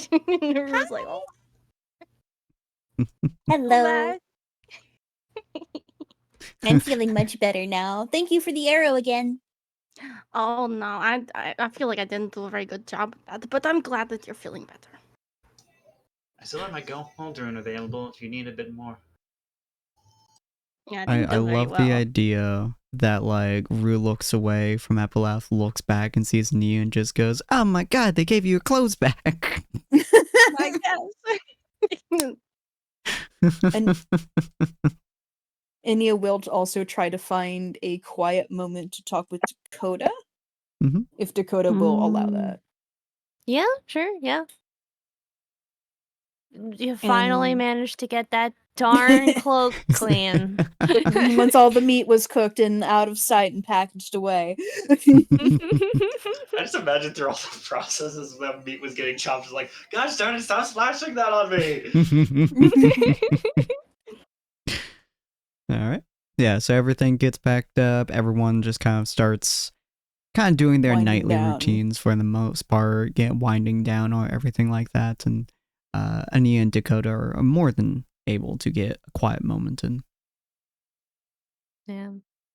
And Ania will just say, like, Don't feel pressured. I did that for me. You can do whatever you want to do. Why? Why what? Why did you do that? Well, I think we work, if especially considering we're going back to the Elven Kingdom, I think it would be beneficial for everyone to know why I might not want to go. And they'll be able to help better. Yes, but it puts you in a lot of danger. I don't know how anyone would react if anyone might be watching some way or another. It's true. Someone might have been watching. I was a little bit too tired to really care. But I think that's also why I did it. I was a little bit too tired to care anymore. So I guess you can chalk it off as a moment of weakness, but I'm going to try not to think of it like that. I guess. I don't know. Epleth, Don't- huh? Yes. That, I don't really know how others like me handle the whole, like is it your true form, or is it a different form, or... Well, I haven't really interacted with many either. I would call that, I guess, my true form is the simplest way to put it, but as I said before, I still consider all of me me. Mm-hmm. I'm fumbling through it as much as you are. Yeah. I don't know. Are there other forms, or is it like, One more. oh, You'll hate him. is okay. All right.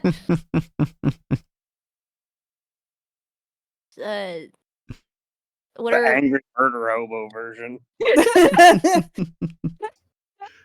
I just imagining remember the cores from Portal 2? Oh, Yeah. One yeah. that's just perpetually screaming. I just imagine her third form as that one. yeah? I only got the one alternative. What are the multiple? Is there a purpose, or is that just how it works? You seem to think I know a lot more about this than you do, and I don't think I do. I think I just know how I work. I must admit, I don't really, I didn't really get the opportunity to learn enough about how I work, so I figure maybe, like, 'cause you were I don't know. This is weird. Oh, I know maybe a good way to describe it for you, just to keep it brief. Mhm. They are who I was as a child, so they are as much a part of me as anything else. If you stay as someone for so long, they become part of you. Huh. It's a lot easier to pretend when something's true, after all. Mm. I wonder if I stay as this for long enough, maybe it'll feel a bit more like me. Do you Looks not down at feel him. like Dakota? I mean, I guess, but I don't know, it feels more like I'm trying a lot to be. Feels more like acting than an alternative me. Maybe instead of acting, you should be the Dakota you like. How to describe it? So instead of trying to be exactly like the book Dakota, just be the Dakota you like. But the Dakota I like is the one book. Oh, there's gotta be something you dislike about how he works, or maybe that something just doesn't work for you. Mm.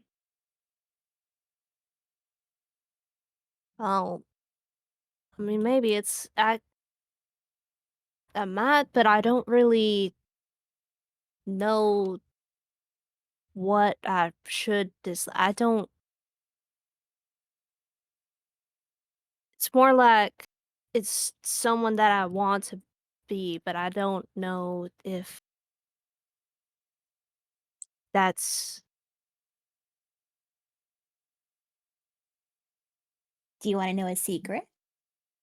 And she'll What? like lean over with like a gremlin smile. Do I? Do you? Sure. I like this Dakota, And she like points at you. better than Book Dakota. Oh. But kind of like glances away. It's just the thank you. You haven't read You're books welcome. 3 through 9 yet. You can't say it. You can't say that you haven't read the whole series. And then she'll like start walking away and she'll like, good night. That. And Beautiful. she'll Hmm? and instead of doing her like fake elf sleep that she does, she just like lays down and goes to bed. She's Aw. tired. Oh. Yeah. And kind of like stands there in the open for a moment as he looks up and just like thanks for a bit. All right. Let me try.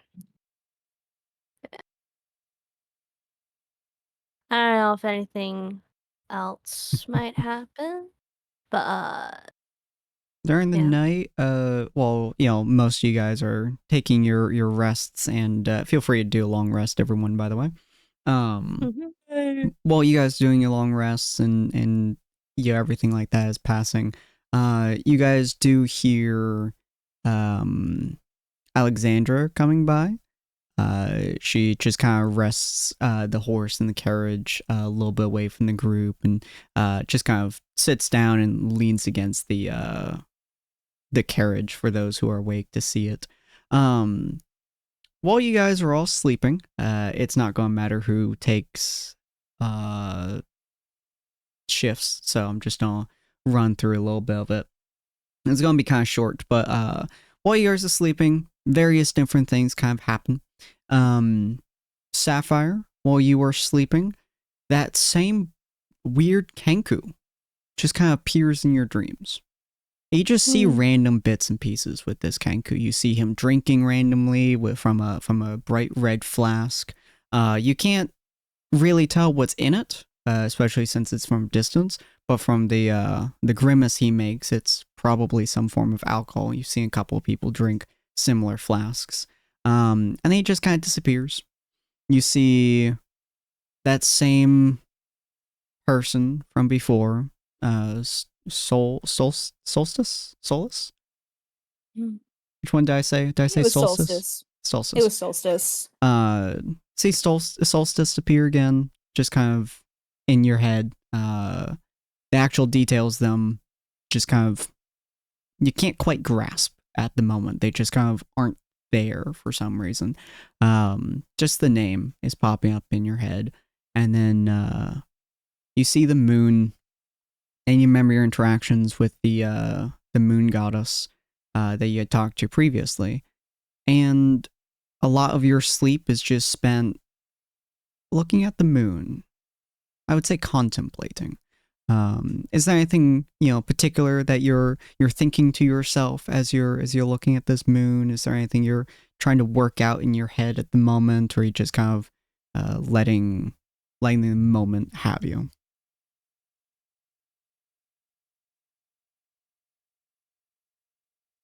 Mainly, probably just the main question of why am I seeing Solstice now? And how I know them, Mm-hmm. or Okay. how I met them, or whatever. Mm-hmm. And I think that would be it. Are the most prominent thoughts in Sapphire's brain at the moment. Okay, cool. Yeah, so you kind of just like think on that for a little while, and it just kind of jumbles in your head a little bit every time you try to, I suppose the term would be like make contact with those memories of how you met Solstice, or how you how you know them or anything like that. It's fuzzy. And every time you try to grab it, make contact with it, it's just a step out of your reach. And it just kind of keeps evading you. And that goes on for pretty much your whole sleeping time. Dakota, you go to sleep. It's not the most restful sleep owl. Let me just double check everything real quick. Need to look. Did you send it to me? No, it's in your. I'm trying to figure out what you leveled up with on. Where'd That's you in my post it? journal. Oh, it's in your journal? Okay. Yeah. Okay, cool. So you once again kind of are inside of this world of darkness. Inky black pitch tar under your feet. It's unpleasant, it's cold, it's kind of annoying, and there's just kind of nothing here. You feel vague tug from your connection to your patron, but nothing else. There's just nothing in here. It's just unpleasant.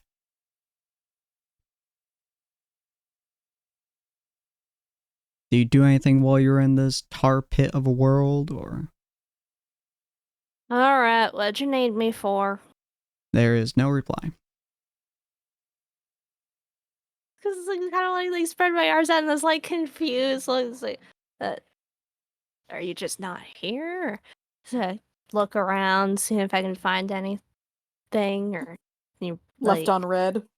Yeah, pretty much.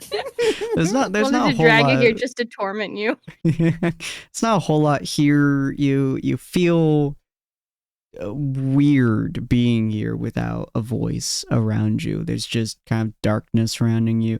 I assume you just kind of start walking at some point.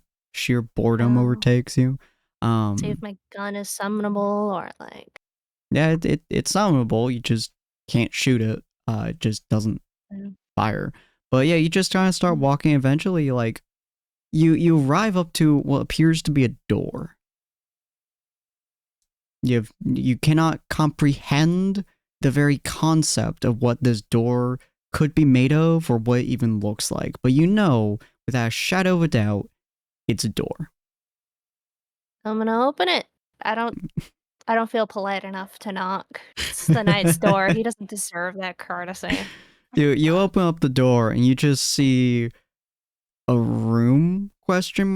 You're having a really hard time making out any details of this area, but it looks like a room of sorts, fairly small, and there are things just tossed about everywhere, from chairs to tables to boxes to just things that are just thrown around everywhere. There's smashed bits on the ground of some unknowable substance, whether it be like a plate or a food, you're not entirely sure, and it's just a whole lot of shit that's just thrown around everywhere. Is the house you squat in? Kind of started exploring it. Maybe if I snoop right, play my cards right, I can figure out, some stuff about this guy. I just snoop around. I have nothing better to do. Yeah. As you snoop around, you look around, and you crunch a lot of crap under your feet for the most part, but you see a lot of different things. You see a weird picture of sorts, and it appears to be a picture of possibly the knight. He has the same helmet, but the rest of them looks almost completely different, and the same sword. But you can't really see the rest of his body normally, but this just looks like a normal human. It's a painting more than a picture, but it's kind of small, and it looks like he's with a couple of other people. Someone with a weird looking top hat for some reason. Someone with like doing two finger guns, although you're not quite sure why they would be doing so or what the gesture means.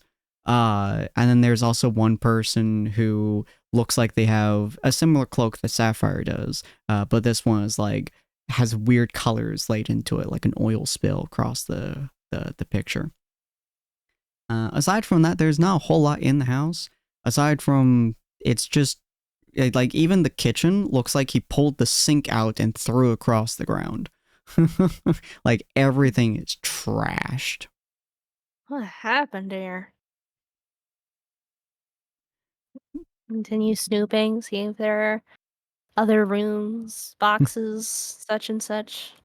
Most of the boxes you have absolutely no idea what's inside of there. A lot of this feels like your brain is actively hiding things from you. As weird of a feeling as that is. And as you walk into a different room and you kind of like look around and stuff, you seem to, the only clean room, the only room that doesn't have shit thrown around is what appears to be a bedroom. And the moment that you take a step into the bedroom, you hear, fuck! And you're immediately awake. Oh. Oh my. It's supposed to be in there. It startles you hardcore. Why is that guy so weird? Goodness. Cyril, as you head to sleep, you once again appear inside of your domain, your moonlit area of sorts. And you know, you're back out in the courtyard again. There's the staircase that leads up into the main building where you remember the old man usually sits. And out here, it's fenced off by a large hedge. So there's not a whole lot of places to explore here. What you do?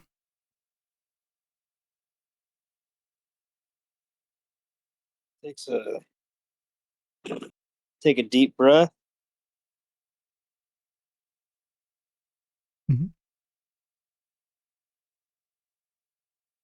Just walk up the stairs up to the door to face the music. Like he's expecting to be chewed out for something. You walk up the stairs and the doors are closed. The moon is out, of course, but it doesn't seem like there's like none of the windows are showing you anything. It's just quiet. It's too quiet. It's uncomfortably still.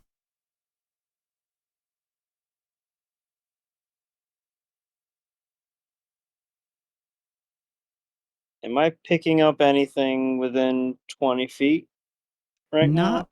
I would say no, you're not picking up any movement, period.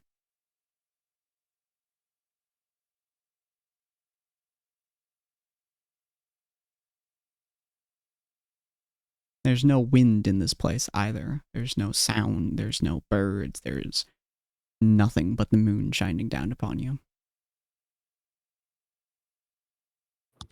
I'm gonna use the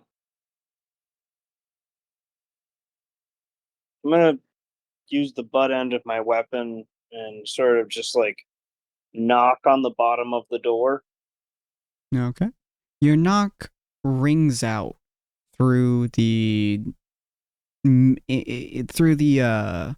hall of the home, echoing through the area, and then it fades. Like a normal knock, but there's no sound that comes after the knock. No rushing of feet, no door opening, no nothing. Where are you?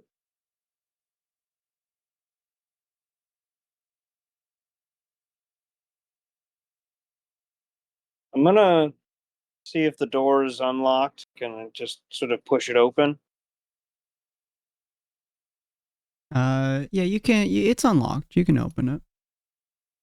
I'm gonna open the door. Okay. You step in. Mm-hmm.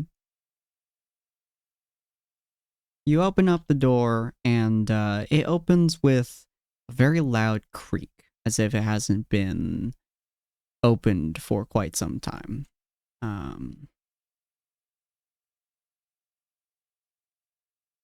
And you don't see anyone in here. It looks like the last time you entered. but it's empty. Even his chair is empty. The fireplace is out.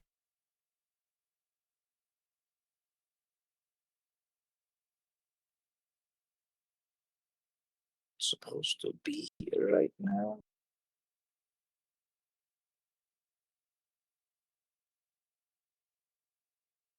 Do you walk up to the chair or?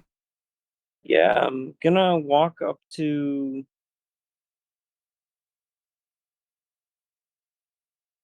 I'm gonna walk up to his chair. Yeah. You walk Just up to kind the of put a chair. hand on the back of it. You walk up to it, and the deathly silence just reigns supreme. Aside from your footsteps, there is nothing around you. As you walk up to the chair, you put your hand on the back of it, you see on the seat is a small paper. Same color as the one that you had about the boat.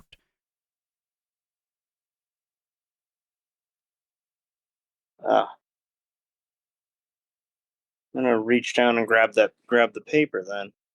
Yeah. As you look at it, you see it's almost identical to the boat one. It looks almost like a wanted poster of sorts. You know, this is typically just how he gives the papers, the wanted style is just kind of how the contracts are kind of made of sorts. Though usually he gives you them in person. But this one is odd. There's a light pink tinge to it. And there is... It looks almost like a bug on the paper.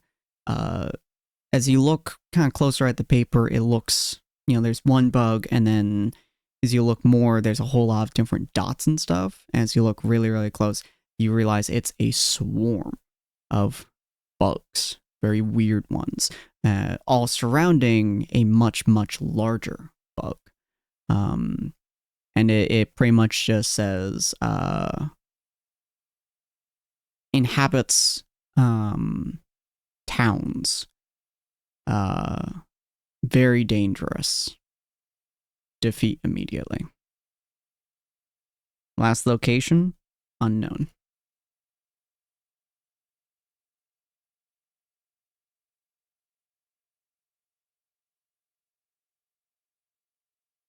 Based on this picture, do I have any idea what this creature is? You have not seen much of them before. Based on... Actually, roll me a nature check.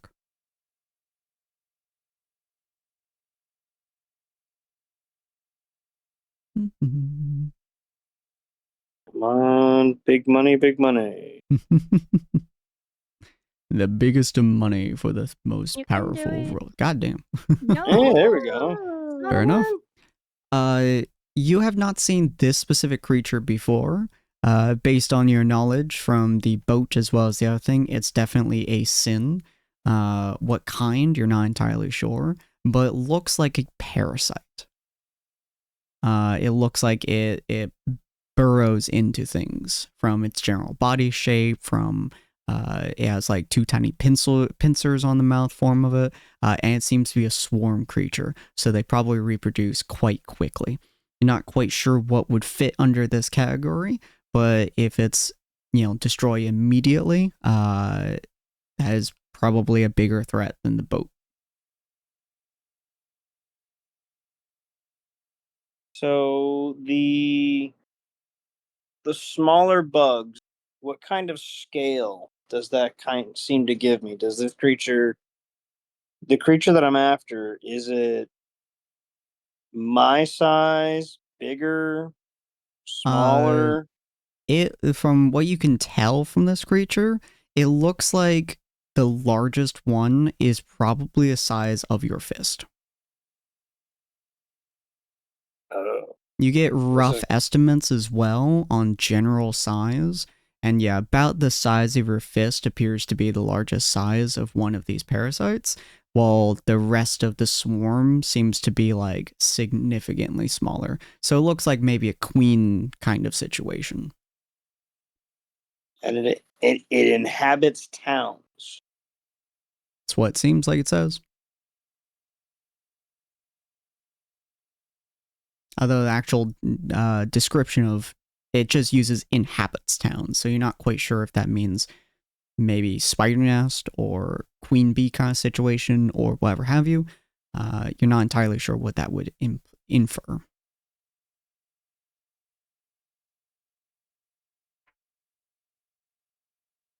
Roll me an investigation check real quick.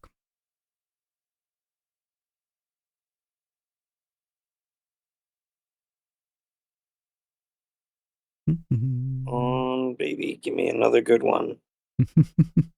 Papa needs a good investigation. Well, never mind. You look through the letter and like you see it says symptoms near the bottom, but it's smudged quite heavily, so you can't really make out what it says. It just says symptoms and then something.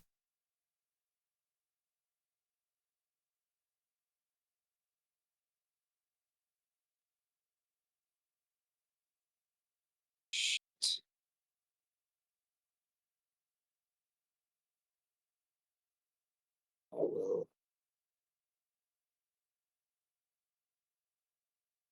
Mm-hmm. I guess it's a good thing we're going into town tomorrow. I was going to say, like, Sarah wakes up, you know what, maybe going into town is a good idea. If there's anything else you want to look for, you're welcome to. Otherwise, you would be waking up.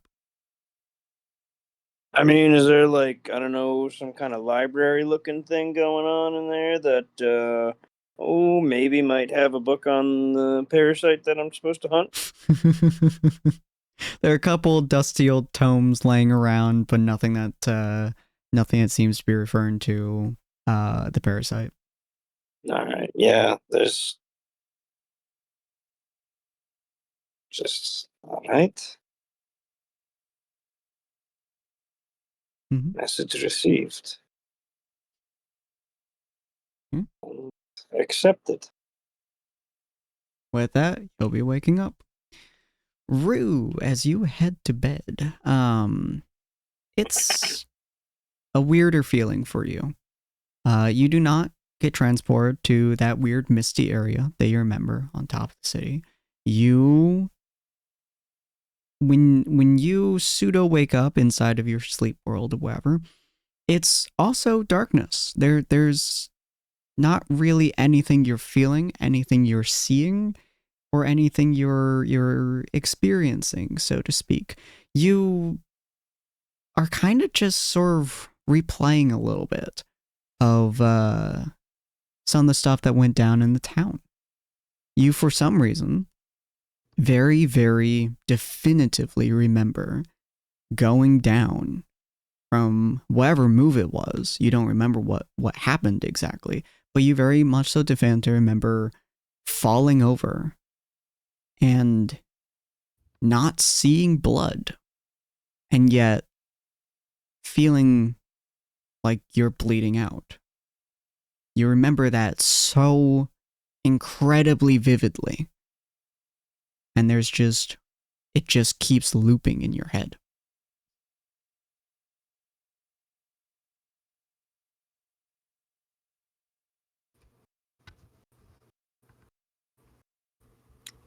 Within this space,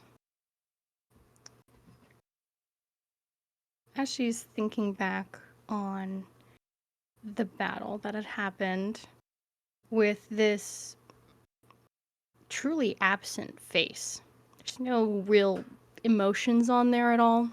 Mm-hmm. Just, I guess in a way it would be contemplative, though there's not much really that she's thinking about. Mm-hmm. It's just one thing that she's kind of focusing on.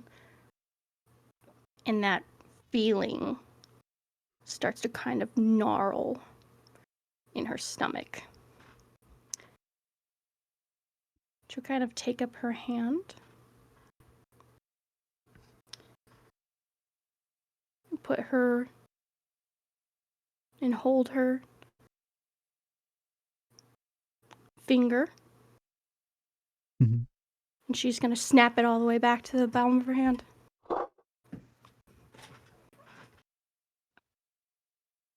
Can she feel it? Does she do it? You feel your hand, your finger snap. You feel it crack backwards, and you do feel the bone itself. The way you did it, you didn't snap that joint. You snapped the bone in half as you move backwards. It's dull. It's a dull ache.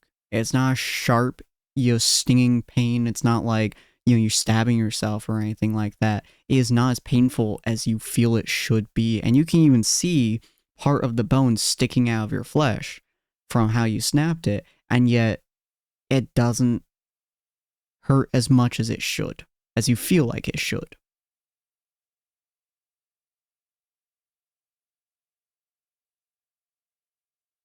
She's gonna move on and grabs her hands around her next finger. She's gonna try to imagine that smallest thing of what she'd felt. She's gonna try and snap it back again, or another one.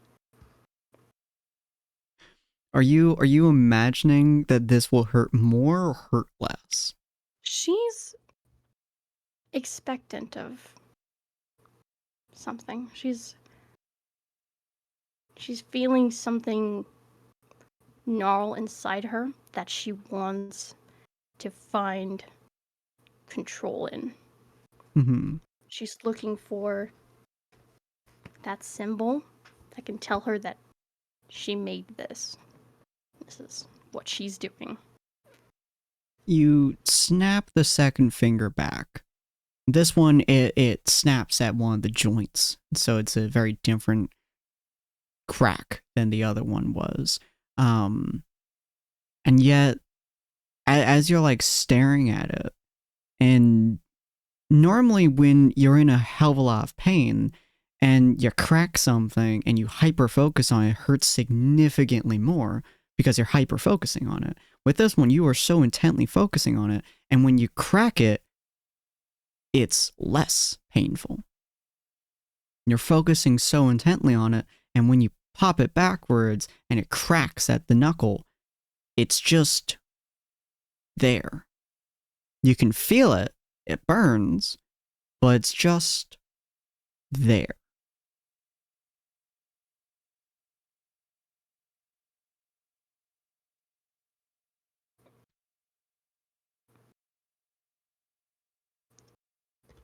She looks down at her broken fingers, just holding up the palm of her hand, up at her.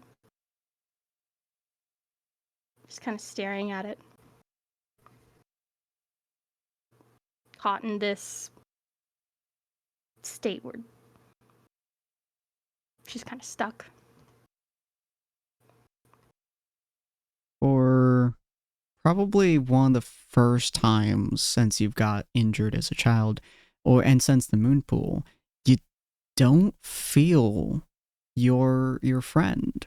You don't feel his presence in this domain. Whether you're blocking him or something else, you're not entirely sure, but you don't really feel him, and you're just in the background, kind of. It's a little bit to your right or so. You're just seeing yourself hit the ground, falling over and looking at the non-existent pile of blood under you, and it just keeps repeating as you hold up your hand with those broken fingers. That's just playing in the background, and there's no warmth, there's no feeling, no presence behind you, no comforting hand on your shoulder. There's just you.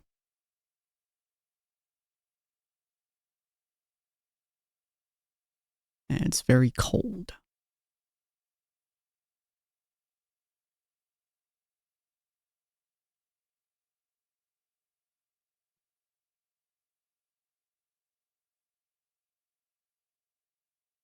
Sorry, my cat in the background. You're good.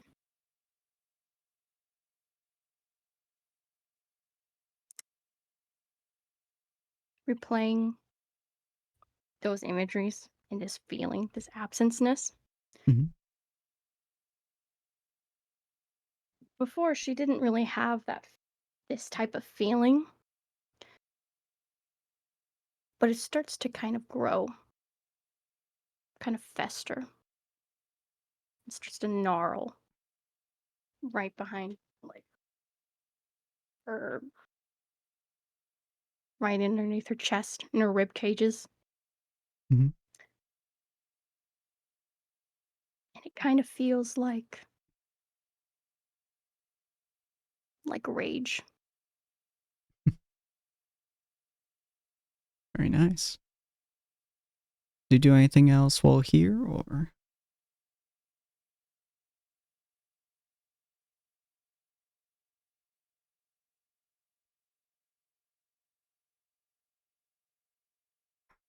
Rue?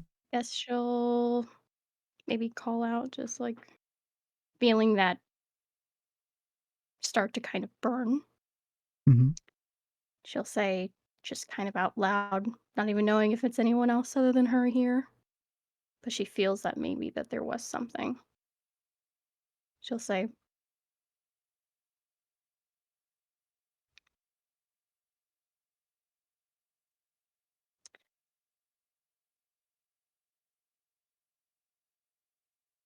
Mm-hmm. I'm going to take this back. And whatever you are, I don't care if I won't remember this. But I'm gonna make myself remember.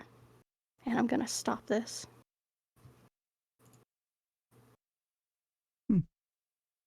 With that, the room gets colder. Much, much colder. You start to be able to see your breath.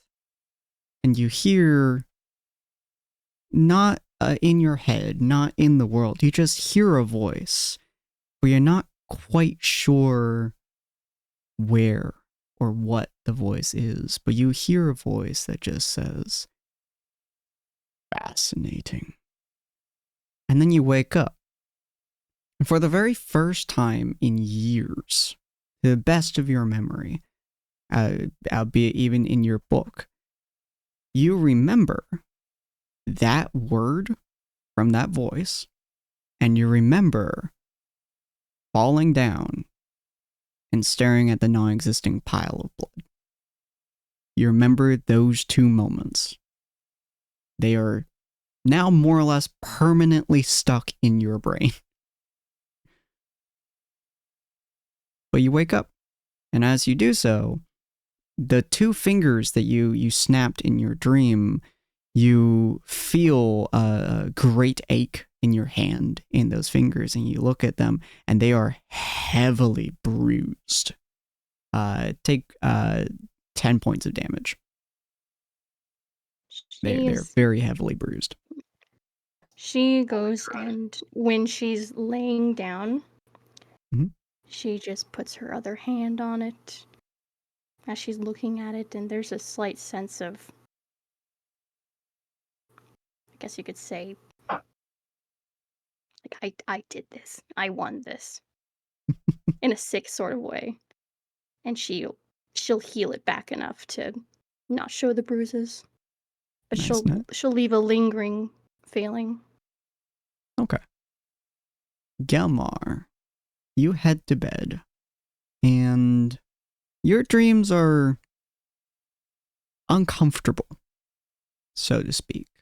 As you lay down to sleep, it's just like every other night trying to sleep. The uncomfortableness of your collar and your restraints are just a daily pass at this point. And you head into bed, you fade into dreamland.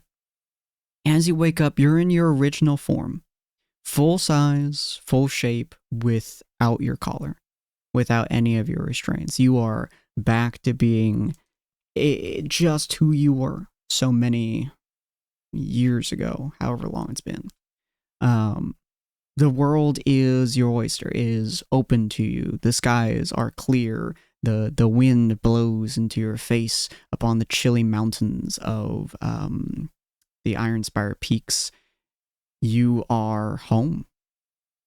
And yet, it feels weird, feels off, feels like something's wrong. I guess I'll start by doing myself once visual over, but I assume off of the fact that you gave me that description, I already did that. Mm-hmm. I guess I'll just actually. Do I know specifically where I am in the Ironspire Mountains at the moment? You would be near your old training grounds. So that would be the Bone Pass then, probably. I'm going to go and examine any of the nearby stones if they have any evidence that something else has been here. As you go and look at them, no, they look honestly just like the day that you last saw them. Even this same place that you had that dream battle, and yet there is no sign of it. There is no sign of disruptions here. It just looks like it did the day that you left it. Yet, why does this... Everything seems so right. Why does it feel so wrong? He mutters under his breath and still looking around, trying to find any sort of sign that something's wrong. There is oddly none. But there is, you are feeling like you're missing something. You don't see your sister anywhere. You don't hear her anywhere. You don't hear any animals. You don't hear any birds, any creatures. On a day like this, it being sunny, even in the frozen north, there's usually some kind of wildlife moving around of some sorts. And yet, it's quiet. Only the wind ripping through the snow.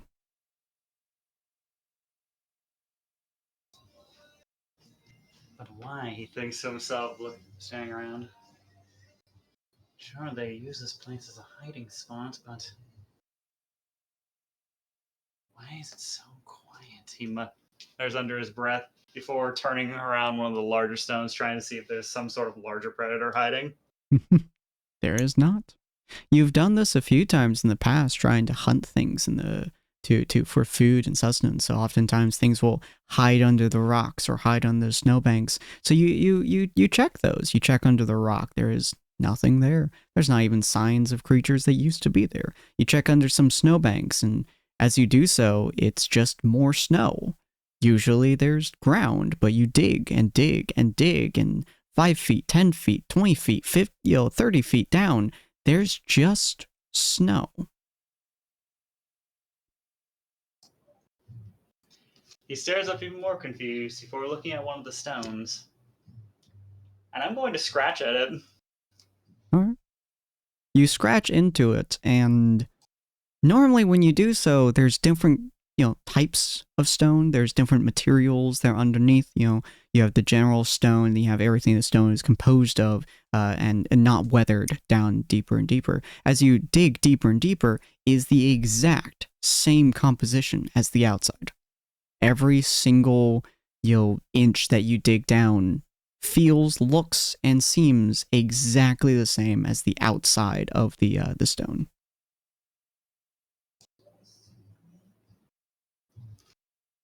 He's at this point, and still even more puzzled, starts trying to dig around the edges to try and get one of these stones out. You dig downwards, and it's more snow around it. As you dig down and dig down and dig down and dig down, the rock keeps going too. Yeah. When you go to another stone and you pick it up, it's on the snow. But if you dig around it and you dig down, the stone continues down.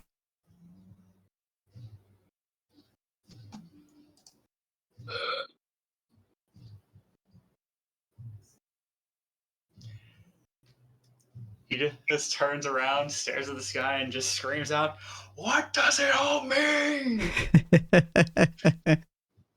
Oh my gosh. You hear a voice in your head, and you distinctly recognize it as your sister's. As you hear it as her saying, I would say she says, "Where are you? Are you coming soon?" They're moving around again, but don't know why. Come find me. He starts looking around, trying to find the source of the sound before staring towards, or before proceeding to remove the sending stone from the string that he's got, probably still tied to his horn, and staring down at it. Was that you? Or he says, staring off, trying to find some sort of location that the sound could have been coming from. You get no response from the sending stone, and you can't tell where the sound originated from. He's going to just let it on exhale before her giving it a tight squeeze. And he's going to activate it. We're in an on forest, a fair distance to the north of the Elven capital. Does that sound around right for where you might be residing? You can tell that your message gets through, but there is no response.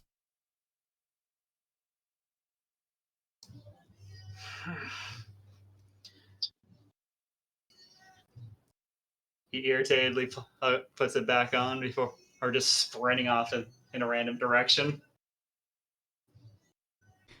As you sprint off in that direction, you suddenly wake up and you bolt upwards. You pretty much sit up immediately as you do so, as if you're still running, but your lower body is just not accepting it. So like you wake up and you jolt forwards and just stare at the area around you. Back in your small form, your odd Your form. dragonborn form. Yeah.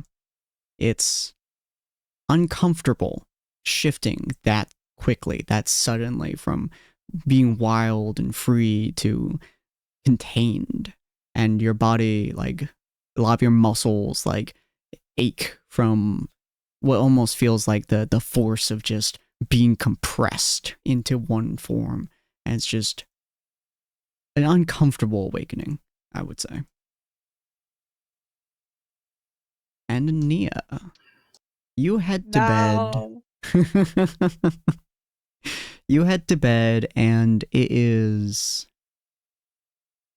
odd, I would say. You've had a very strange day. You've seen horrors practically beyond comprehension.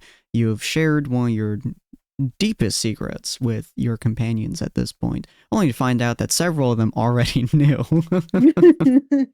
And as you head to bed, you know, all three of your forms kind of intermingle with one another to whatever degree and depth that you decide, you know, they interact with each other on.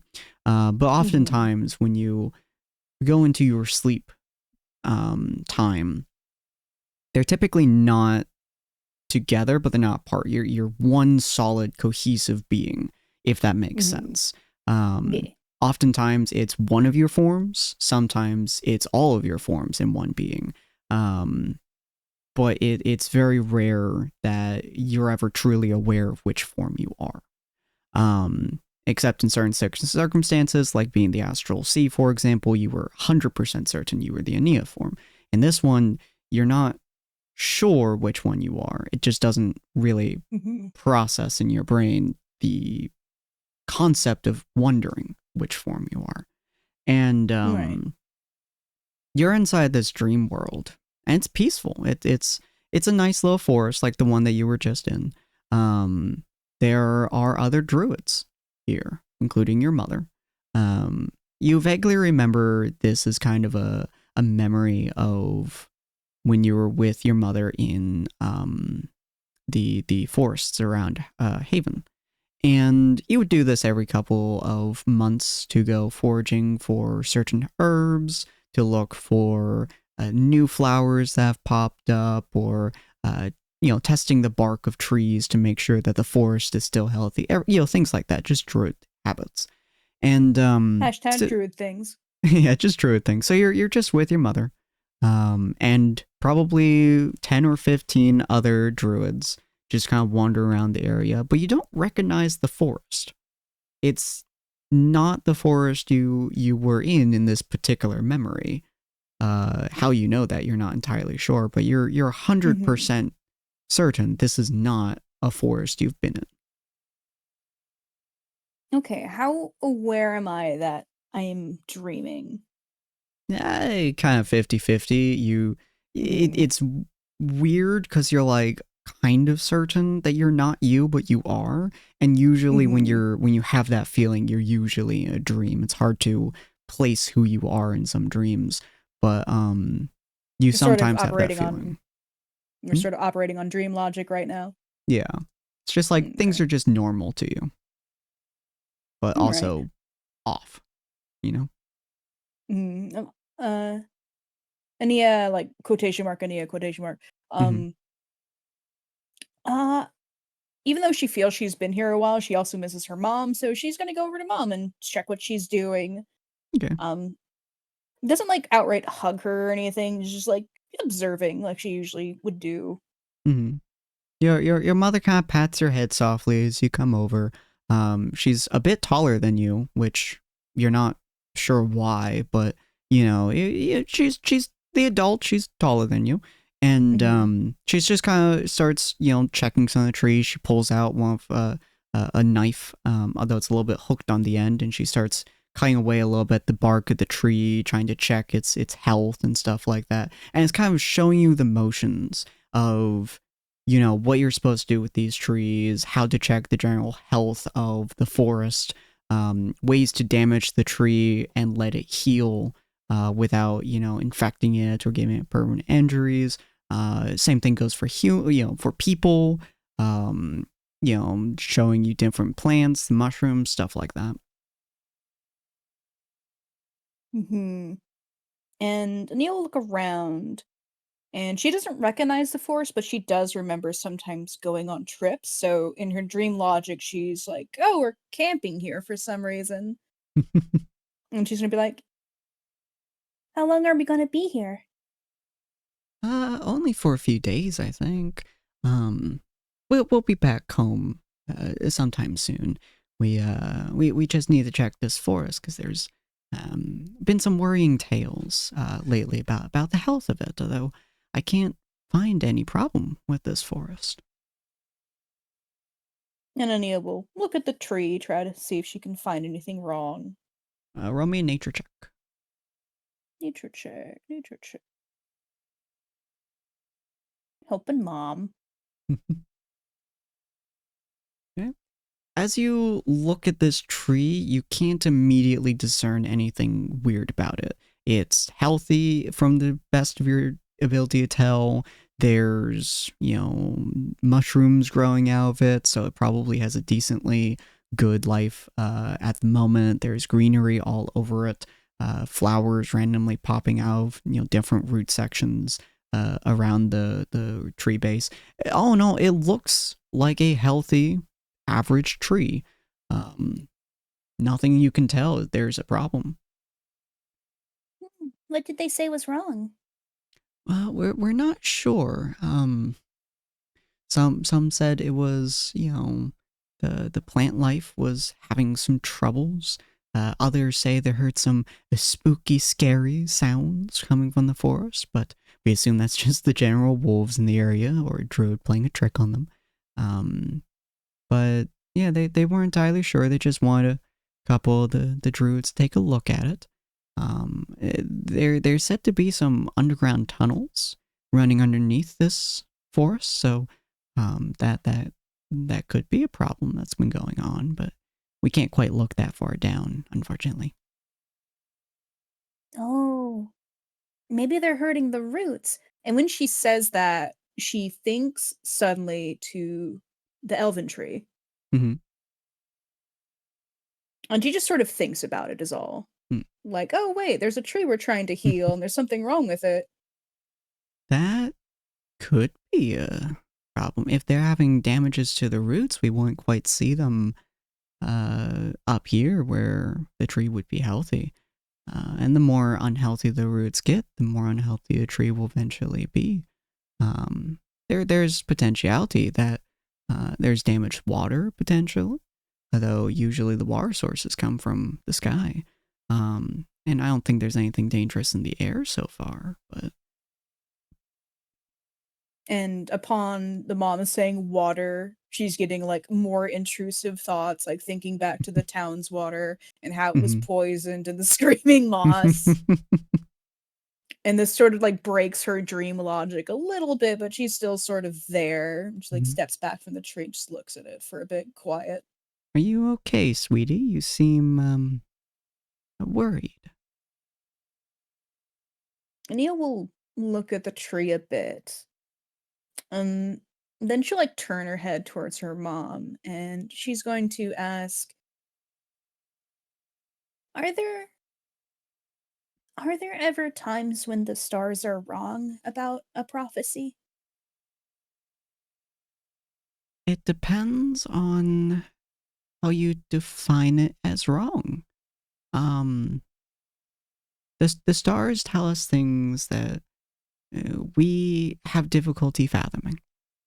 The stars tell future that we can just interpret, I suppose. They aren't necessarily wrong. We might just interpret it wrong. The stars just tell a story, and we're reading the story. We're listening to the story. It's like listening to, me tell you about the tree. We can look at the tree, and if that's the story that we read from the stars, it looks perfectly fine, perfectly good. If we miss something, though, like the roots maybe, we could miss most of the message. What if you got a prophecy and you tried to do what the stars told you to do, but even though you've tried really hard, you start to think maybe you read it wrong, but you're already doing it, so you can't just stop it. She smiles softly and she gently pats her head. You are a fine stars druid. Whatever you've read in the stars, whatever it may be that you have attempted to decipher, I have faith in it. You are smart. Even if it seems wrong in the moment, sometimes the things you do, they can hurt people. It can feel bad. It can feel wrong. You feel like you're missing something. And sometimes you just need to complete it before it makes sense to you. And Nia is going to blink back a few tears and like wipe at her eyes, and she's going to be like, It might sound wrong, but there might be a piece missing. We just haven't read that part yet. Exactly. If they said there's tunnels, maybe there's a tunnel that goes down that we can go look at the roots with? See, now you're thinking. Now, what would they, if somebody were to make a tunnel system, what do you think they would mark it with? How do you think they would mark it? What should we be looking for? If it was a druid, then it would be druid signs, but it's not a druid because they wouldn't hurt the trees. Smart, So, smart. and she'll think a bit, and she'll like look around the forest, judge like what kind of forest it is, if there's like rocks or anything. It's a very greenery forest. There's not a whole lot of boulders or anything like that around. I would probably put it under a thorny bush because no one wants to go near a thorny bush. And don't know how I would mark it. And she like starts wandering around looking at bushes, but staying near mom, and she's thinking about it. Your mom kind of like rubs her chin a bit and she goes, well, We're inside of a forest. They would likely mark it with something that's not super obvious, but distinct enough. So something that isn't native to the forest, right? Something that could, be put there, but could be easily missed. Maybe another plant life, maybe something strange that shouldn't be here. Well, I don't think it would be a plant because if they're not a druid, then they're not going to be able to plant a plant that's not going to live here.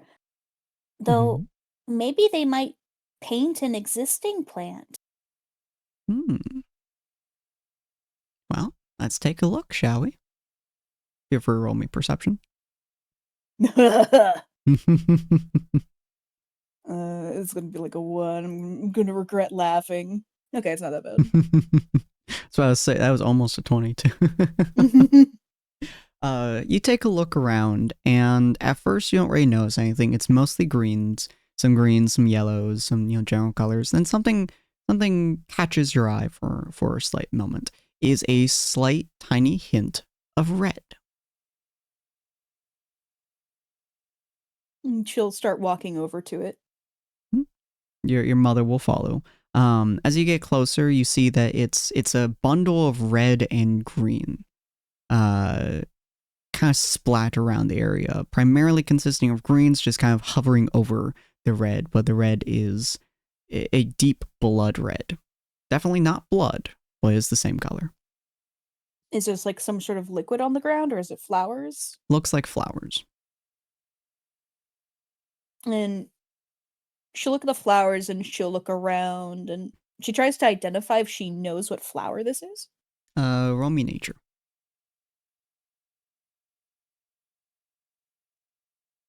Nice, I better. Very nice.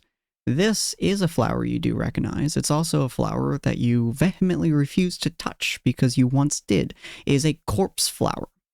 These are not very common inside of forest regions, and they primarily consist of very salty grounds. So often in order to make them appear, it's either inside of a battlefield or it's inside of an area that is specifically salted. If you touch it, it releases the most god-awful smell that you've ever smelled in your entire life. It is extremely potent and very good at making people go away. Ania, who is in dream logic thinking of herself as young still, like child self, she'll point out like, it's the smelly flower. Ooh, smelly flower. Your mother comes near and goes, "Oh, that would make sense. If something got too close, then it would it would reject the people that came by, and they would never be able to find the entrance. Very smart. This is very well hidden too. Deliberately placed." They probably salted the ground. That's how it's keeping it alive, even though they're not druids. Well, salty grounds could potentially be damaging the rest of the area, especially if the salt runs off into the trees. I think we found at least one part of our mystery. Good job. Ania is proud. She like puffs up a little bit. She's proud. As you do, you start to feel the world kind of slipping away. Kind of same feeling you would have when you kind of wake up a little bit, but it's much slower this time for some reason. You can see your mother smiling at you as the world kind of stops around you and just kind of slowly starts fading. She's a little bit startled, looks around. Like looks at her mom, looks at the flower. Since it's going so slow, she's just sort of taken aback and isn't saying anything, just looks confused. After a few moments, the world kind of fades, and then you open up your eyes, and the early morning sun has just barely crested over the hill, and very faint rays of sunlight are casting over your face way earlier than you've ever really woken up. And yet, for some reason, you don't feel that tired. You feel calm. And Minia, even as her dream logic fades, she's not regretting like reaching out to her mom or anything. Like she's like, "Oh, I'll see her later," or maybe I did see her. Although she's doubtful of that because of the dream logic. Like maybe I did see her, or maybe mom saw me through the constellations or something. But then she like starts thinking like, "Oh, maybe they're doing something in Haven. Maybe I haven't talked to my mom. I haven't written home. I haven't called." Shit, it's been so long. What the fuck? Does mom usually wake up early? Your mother would usually wake up several hours before you do, and almost always open the blinds so the sunlight would hit you right on the face because she would find it hilarious. Yeah, Nia's gonna call home. She's like calm but a little bit paranoid slightly, so she uses her refresh sending stone. She's gonna and she's sitting up and like she moves away from anyone who still looks like they're sleeping. But if everyone's awake, she's just gonna like shift. Oh, okay. So she shifts away from everyone and has her sending stone. She's like, "Hi, Mom. Sorry, haven't called. Still alive. Love you." You get a response of, "I'm glad you're okay. Stay safe. May the stars guide your light. I love you too." Yay! Yeah. And she just waits. Yeah. No, she's just gonna wait for everyone else to wake up. As you kind of wait for it to go, you see Gelmar fucking sit up with a vengeance. You see Dakota practically snap to attention like a drill sergeant, and you see Rue like turn over onto her side. Sapphire and Cyril, I believe you both would wake up relatively fine. Although Cyril, you do have a new note in your hand that's just there. But Sapphire, you just wake up like normal. Is it still crawling with bugs? There is depictions of bugs, yes, but it's curled up in his hand at the moment.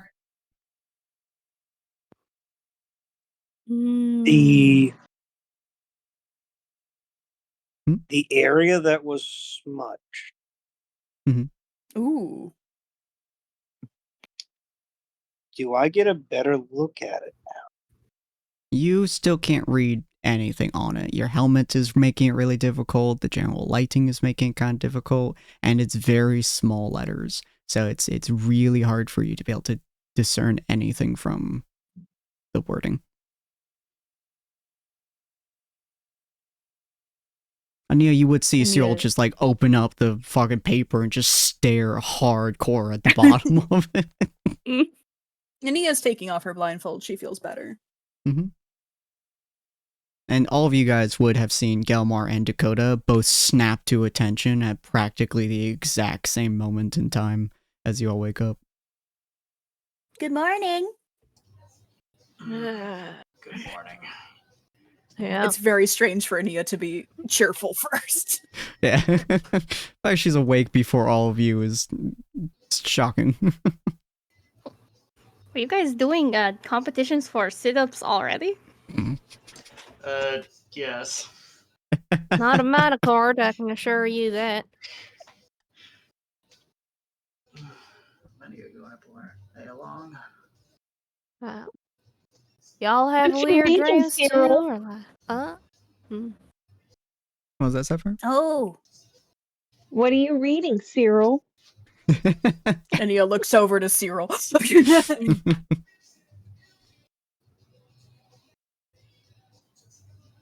Honestly, I wish I knew.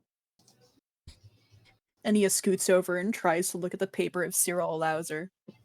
Oh, yeah. Sapphire too. Both looking on either have- side of Cyril's shoulders. You'll have much better vision than he does. So with the symptoms, Old man eyes. Old man eyes. So the symptoms that you guys read is only a couple. One of the symptoms is itching, because it burrows into people's skin. So itching is a common one, and alternations of mood. But most of the time, it's large pink splotches on their skin that they rub at. Sin. Mhm. So my memory is fine, surprisingly, despite having a good memory. Can I say Ania remembers what I'm remembering? Oh yeah, yeah. Okay. Oh, what's this?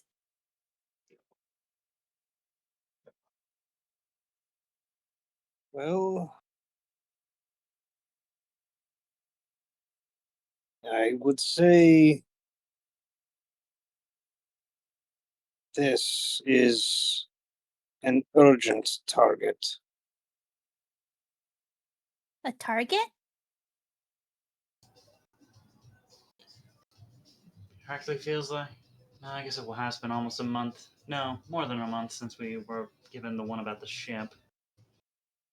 Oh. Are these, or it says symptoms here, are those what your target causes? Yes. I can't make it out, though. It just looks like a smudge to me. Oh, really? And she'll look to Sapphire to see if Sapphire wants to chime in. Well, it says itching. Mm-hmm. And alternations of mood.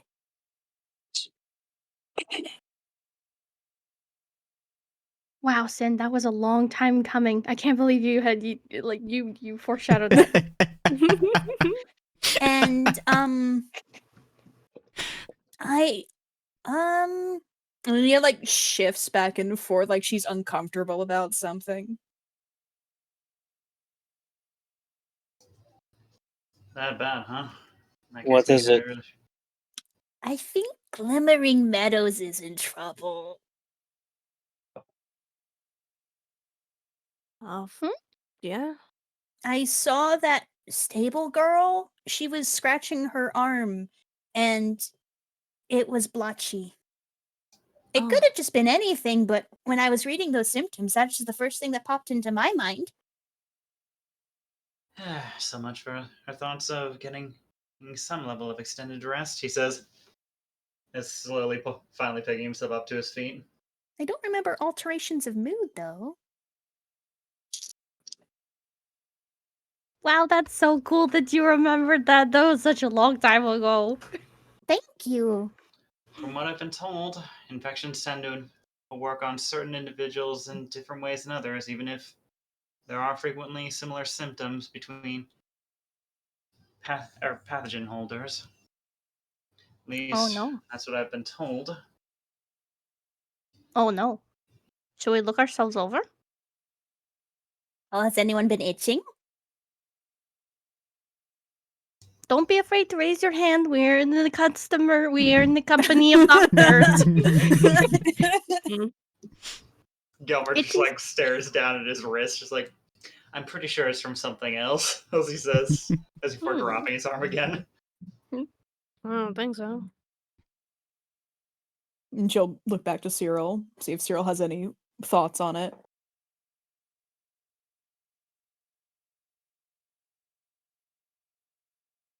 Based on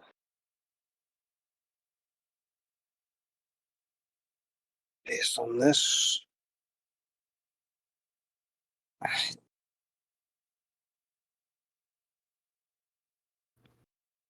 think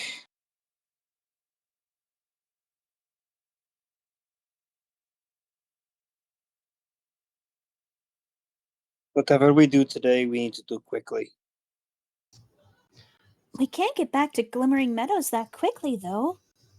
Agree, it's on the exact opposite side of the river, isn't it? Mm-hmm. Should we The just let them know? the paper, the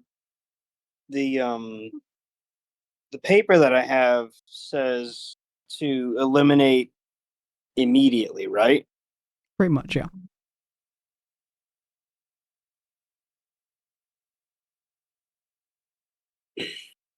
Do I know of any faster modes of travel, such as maybe something in the Elven Kingdom magically?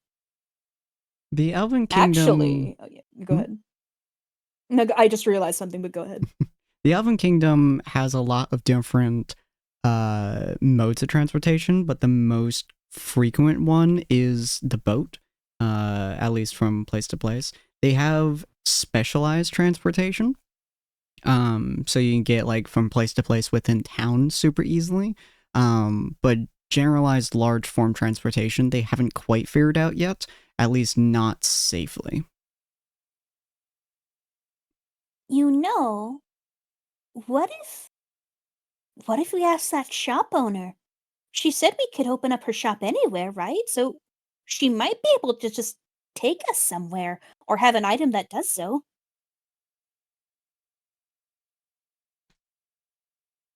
I also had another thought on that.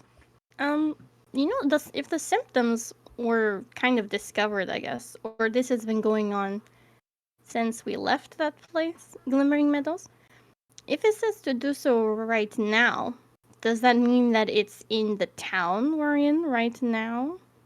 It could have told us to go and do it when we were in Glittering Meadows, but it's telling us here. Well, we can check. Hey, we could check.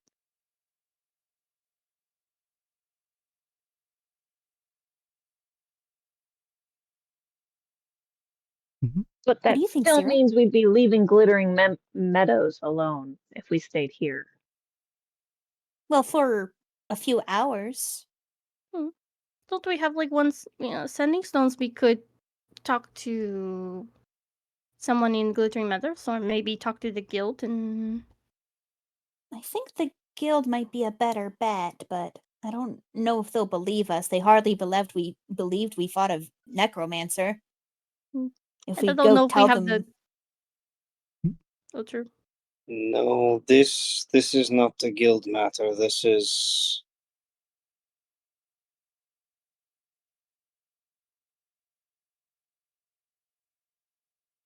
this is a hunt. I can, however, he grabs the sending stone, the sheriff's name, the sheriff in Gleaming Meadows. What was his just a name? moment. His That's name hot. was. Before that, when you grab it, she'll just pug up real fast, and it's just it does things to you. But we don't know if it does anything else. Just itching burrows into skin. Not that it will control the person. If this were just some bug, I wouldn't have been given a mission to eliminate it. And cash, by the way. uncut. Yeah, and cash. So I'm gonna grab the sending stone, and I'm gonna contact Mcash.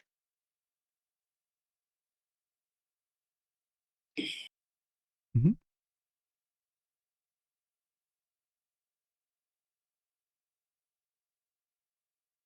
I'm just trying to think the 25 words I have to work with. How's your stamina, boy?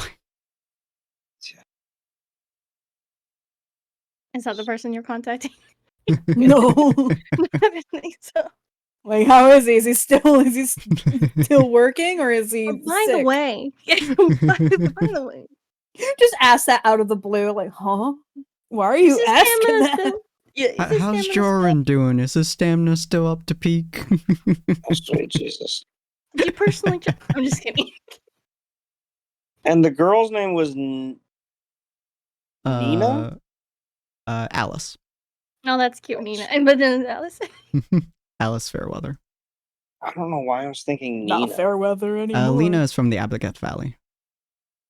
Ah.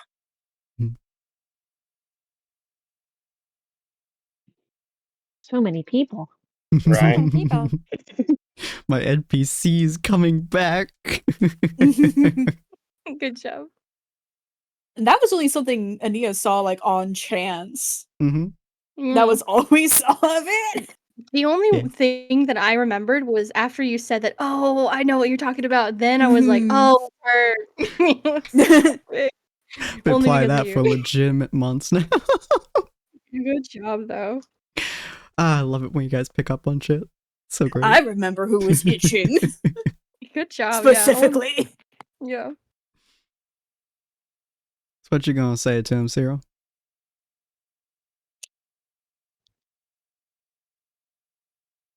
Check on Almost Nina. terrified. Check on Not Alice. Nina. Sorry. Check on Alice. Reason to believe infected with parasite.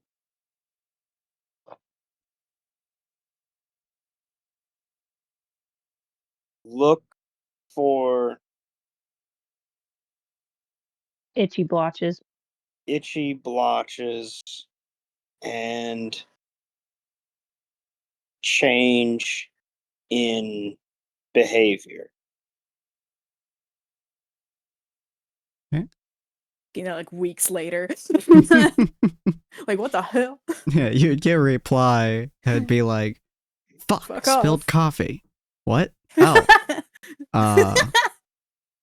We'll check. She's fine, I think. Parasite sounds odd. No parasites usually here. Why are you here? Why are you talking to me? I have expected that to get cut off as he just ran out of words. Yes. Why, bro? Why though? Why though? You like her? So that's a reply that you get back to him. And I Mr. can't Sheriff send says. anything back, right? Not with that Not another with that one. one. You got 4 more, and he already used hers. Now that you know that.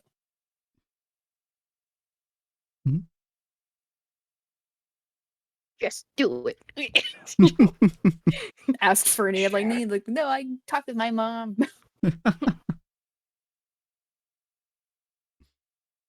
Yeah. Does anyone have... Can anyone spare a sending stone? Here you go. I toss it. You can use I already mine. talked to my mom today. Thank you. This fucking sheriff. Well, at least he sounds like he's normal, if that's your response. That's good.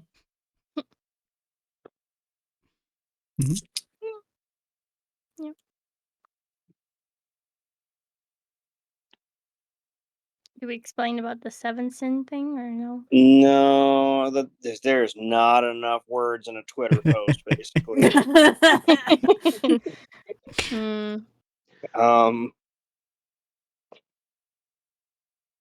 Can you nuke town? Thanks, bud. Yeah. Could be, you could say like the parasite can be or should be, what is it called? Infectious?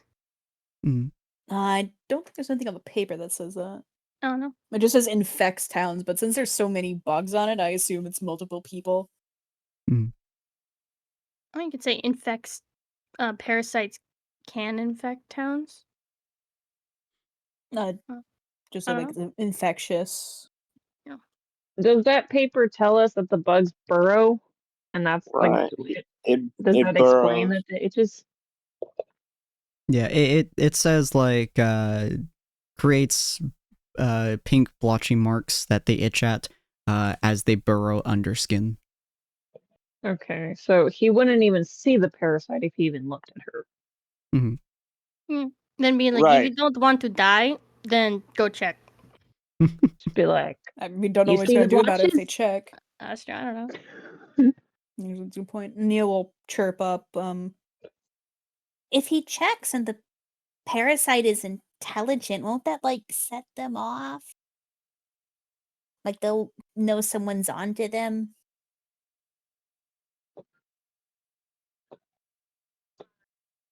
I think it's a risk, but but we'd be better off taking it. From the sounds of it, he's not been touched yet. If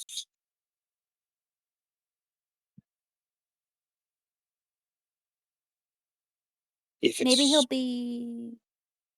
Maybe you can tell him to be discreet about it. yes.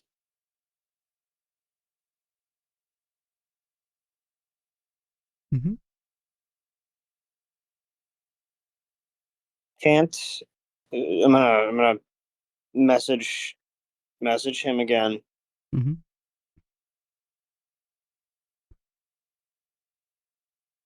Can't explain now.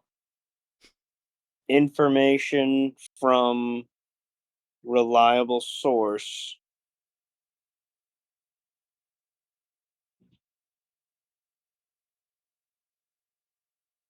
Be discreet.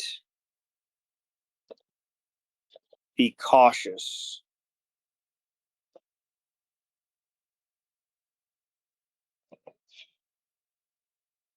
Okay. Anything else? That's all I can think. All right. Hire a healer? I don't know. Hire Check healer. again. He said he checked. Check. Yeah, check again. All right. You hear in your head again. My coffee. Oh shit! This talks back. Right. Checking arm. Too old for this shit. Kind of awkward. Old man, young girl, kind of weird, but okay. Getting close, bro. How many sunny stones is there? We'll check. Yeah. Gosh, this dude. That's the reply that you get immediately. Kind of weird, but okay. Get the sinking suspicion you made him spill his coffee on himself twice. He deserved it. Good. Sure as pants, he doesn't need those. It's a good thing. It's a good thing there's a lot of muscle attached to the rest of his body.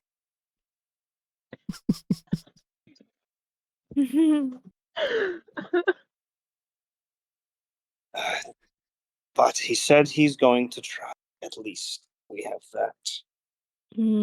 That's good. But what should be our immediate course of action? It's not exactly like it's going to be a quick process to get over there. Personally, I would abandon this town and just move on, but I also see the wisdom in further investigating. I think we should investigate this town, maybe do a little bit of healing. And I mean, while we're in town, we can summon that shop person and see if they have a quick way to get around. That's a good point. She'll want I something suspect she in won't. return. I suspect that's not going to be cheap. Maybe not, but if we can get something that can take us there and back, I think that would be worth something.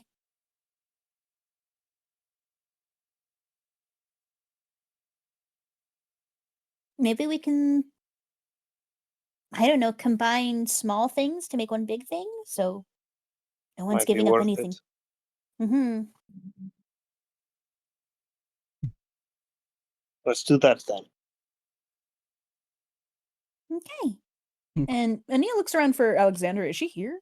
She is sleeping pretty heavily against her horse. Okay. Nothing that you guys have done seems to have woken up her all. Probably because she looks like she went 2 rounds with a wood chipper and came out of it mostly winning. Did she find her horse? She did. She's Yes. leaning against it. He's staring at all of you. Ania Not moving. waves. He's still laying down. He's just staring. He just kind of like slowly moves his head up and down when he sees Nia wave. Do you think Yeah, we should she leave is her a out note? cold. Yeah, we should leave her a note. You hear her mumble as she's asleep. She's like, I'll fight do you, we- you son of a bitch. Yeah. Firefuck.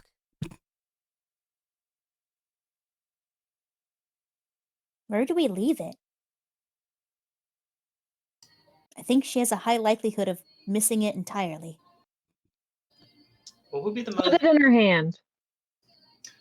Strap it to a rock. Put it in her cart. I'm certain she's going to see that. Put it in a rock and strap it in her hand. I don't think you should touch her hand. She might attack you in her sleep.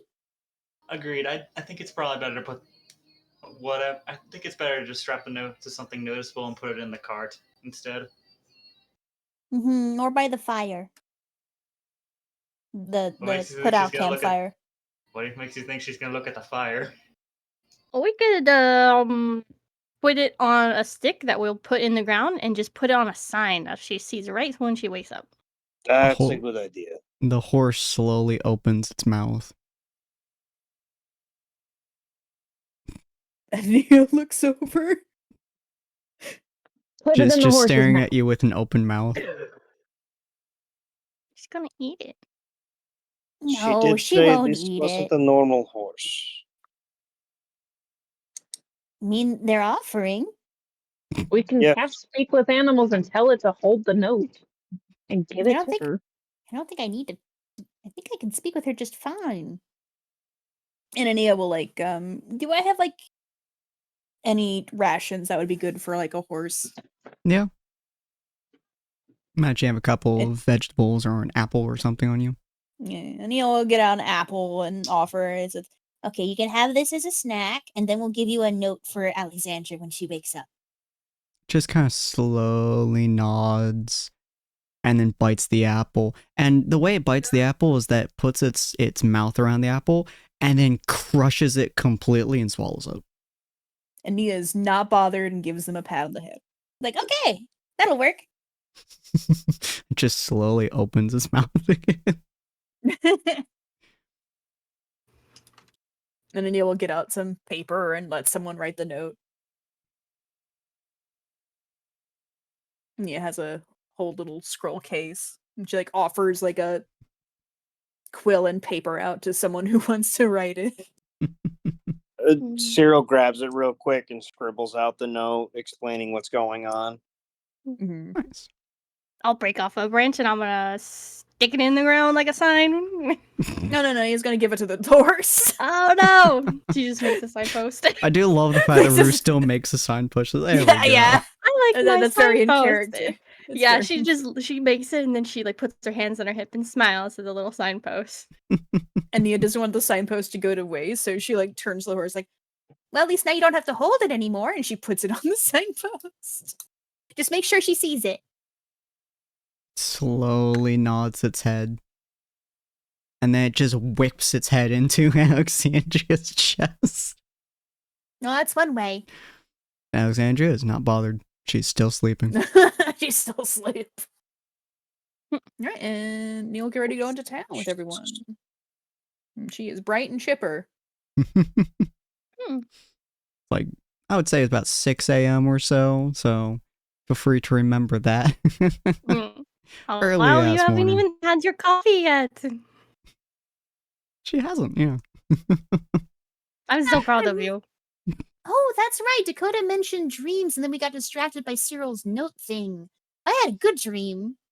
Oh, that's good. What was it about? I dreamed of my mom, and we were investigating some trees that weren't doing so well. Oh. Did you heal him? No, but we found maybe what was causing it. But we didn't investigate, but I woke up before we could. Oh. That's fun though. Mm-hmm. It was nice to see her. Alright, that will be where we end it for the day. Let me move over to my end screen here. There we go. I appreciate all of you guys joining us for this wonderful session. All of you guys are amazing players, and I do appreciate every one of you guys being here. We will be doing another stream next week, Friday at 6 p.m. PST on the 21st, as well as hopefully doing Jump Chain on the 17th. However, we are not going to be doing a D&D stream on the 28th or the 7th. The 28th because I will be doing Monster Hunter Wilds when it comes out, and the 7th because Colty is going to be at a convention. So we will do a stream next week, and then we'll pick up again on the 14th in terms of D&D on Fridays. Today we're going to be rating my friend Speary. Because she is playing Monster Hunter World. She was playing Wilds a little bit ago, but she is also debuting a new outfit that she will be wearing, or that her avatar is wearing. So we're gonna go say hi. She's definitely an 18+ streamer, so keep that in mind when you guys come over to visit. She's a sweetheart and the roommate of Lissa, so I enjoy being around her, but she's also playing Monster Hunter, and I am a fucking addict for Monster Hunter at the moment. So, Father, I crave violence. So, we're gonna go say hi to her. Hopefully you guys all enjoy the insanity that she produces, and feel free to let her know that the library spirits have come to visit. So we'll see all of you fine folks next time. Come by at 7 p.m. PST on Monday for some Jump Chain. Alright, have a good night. Bye.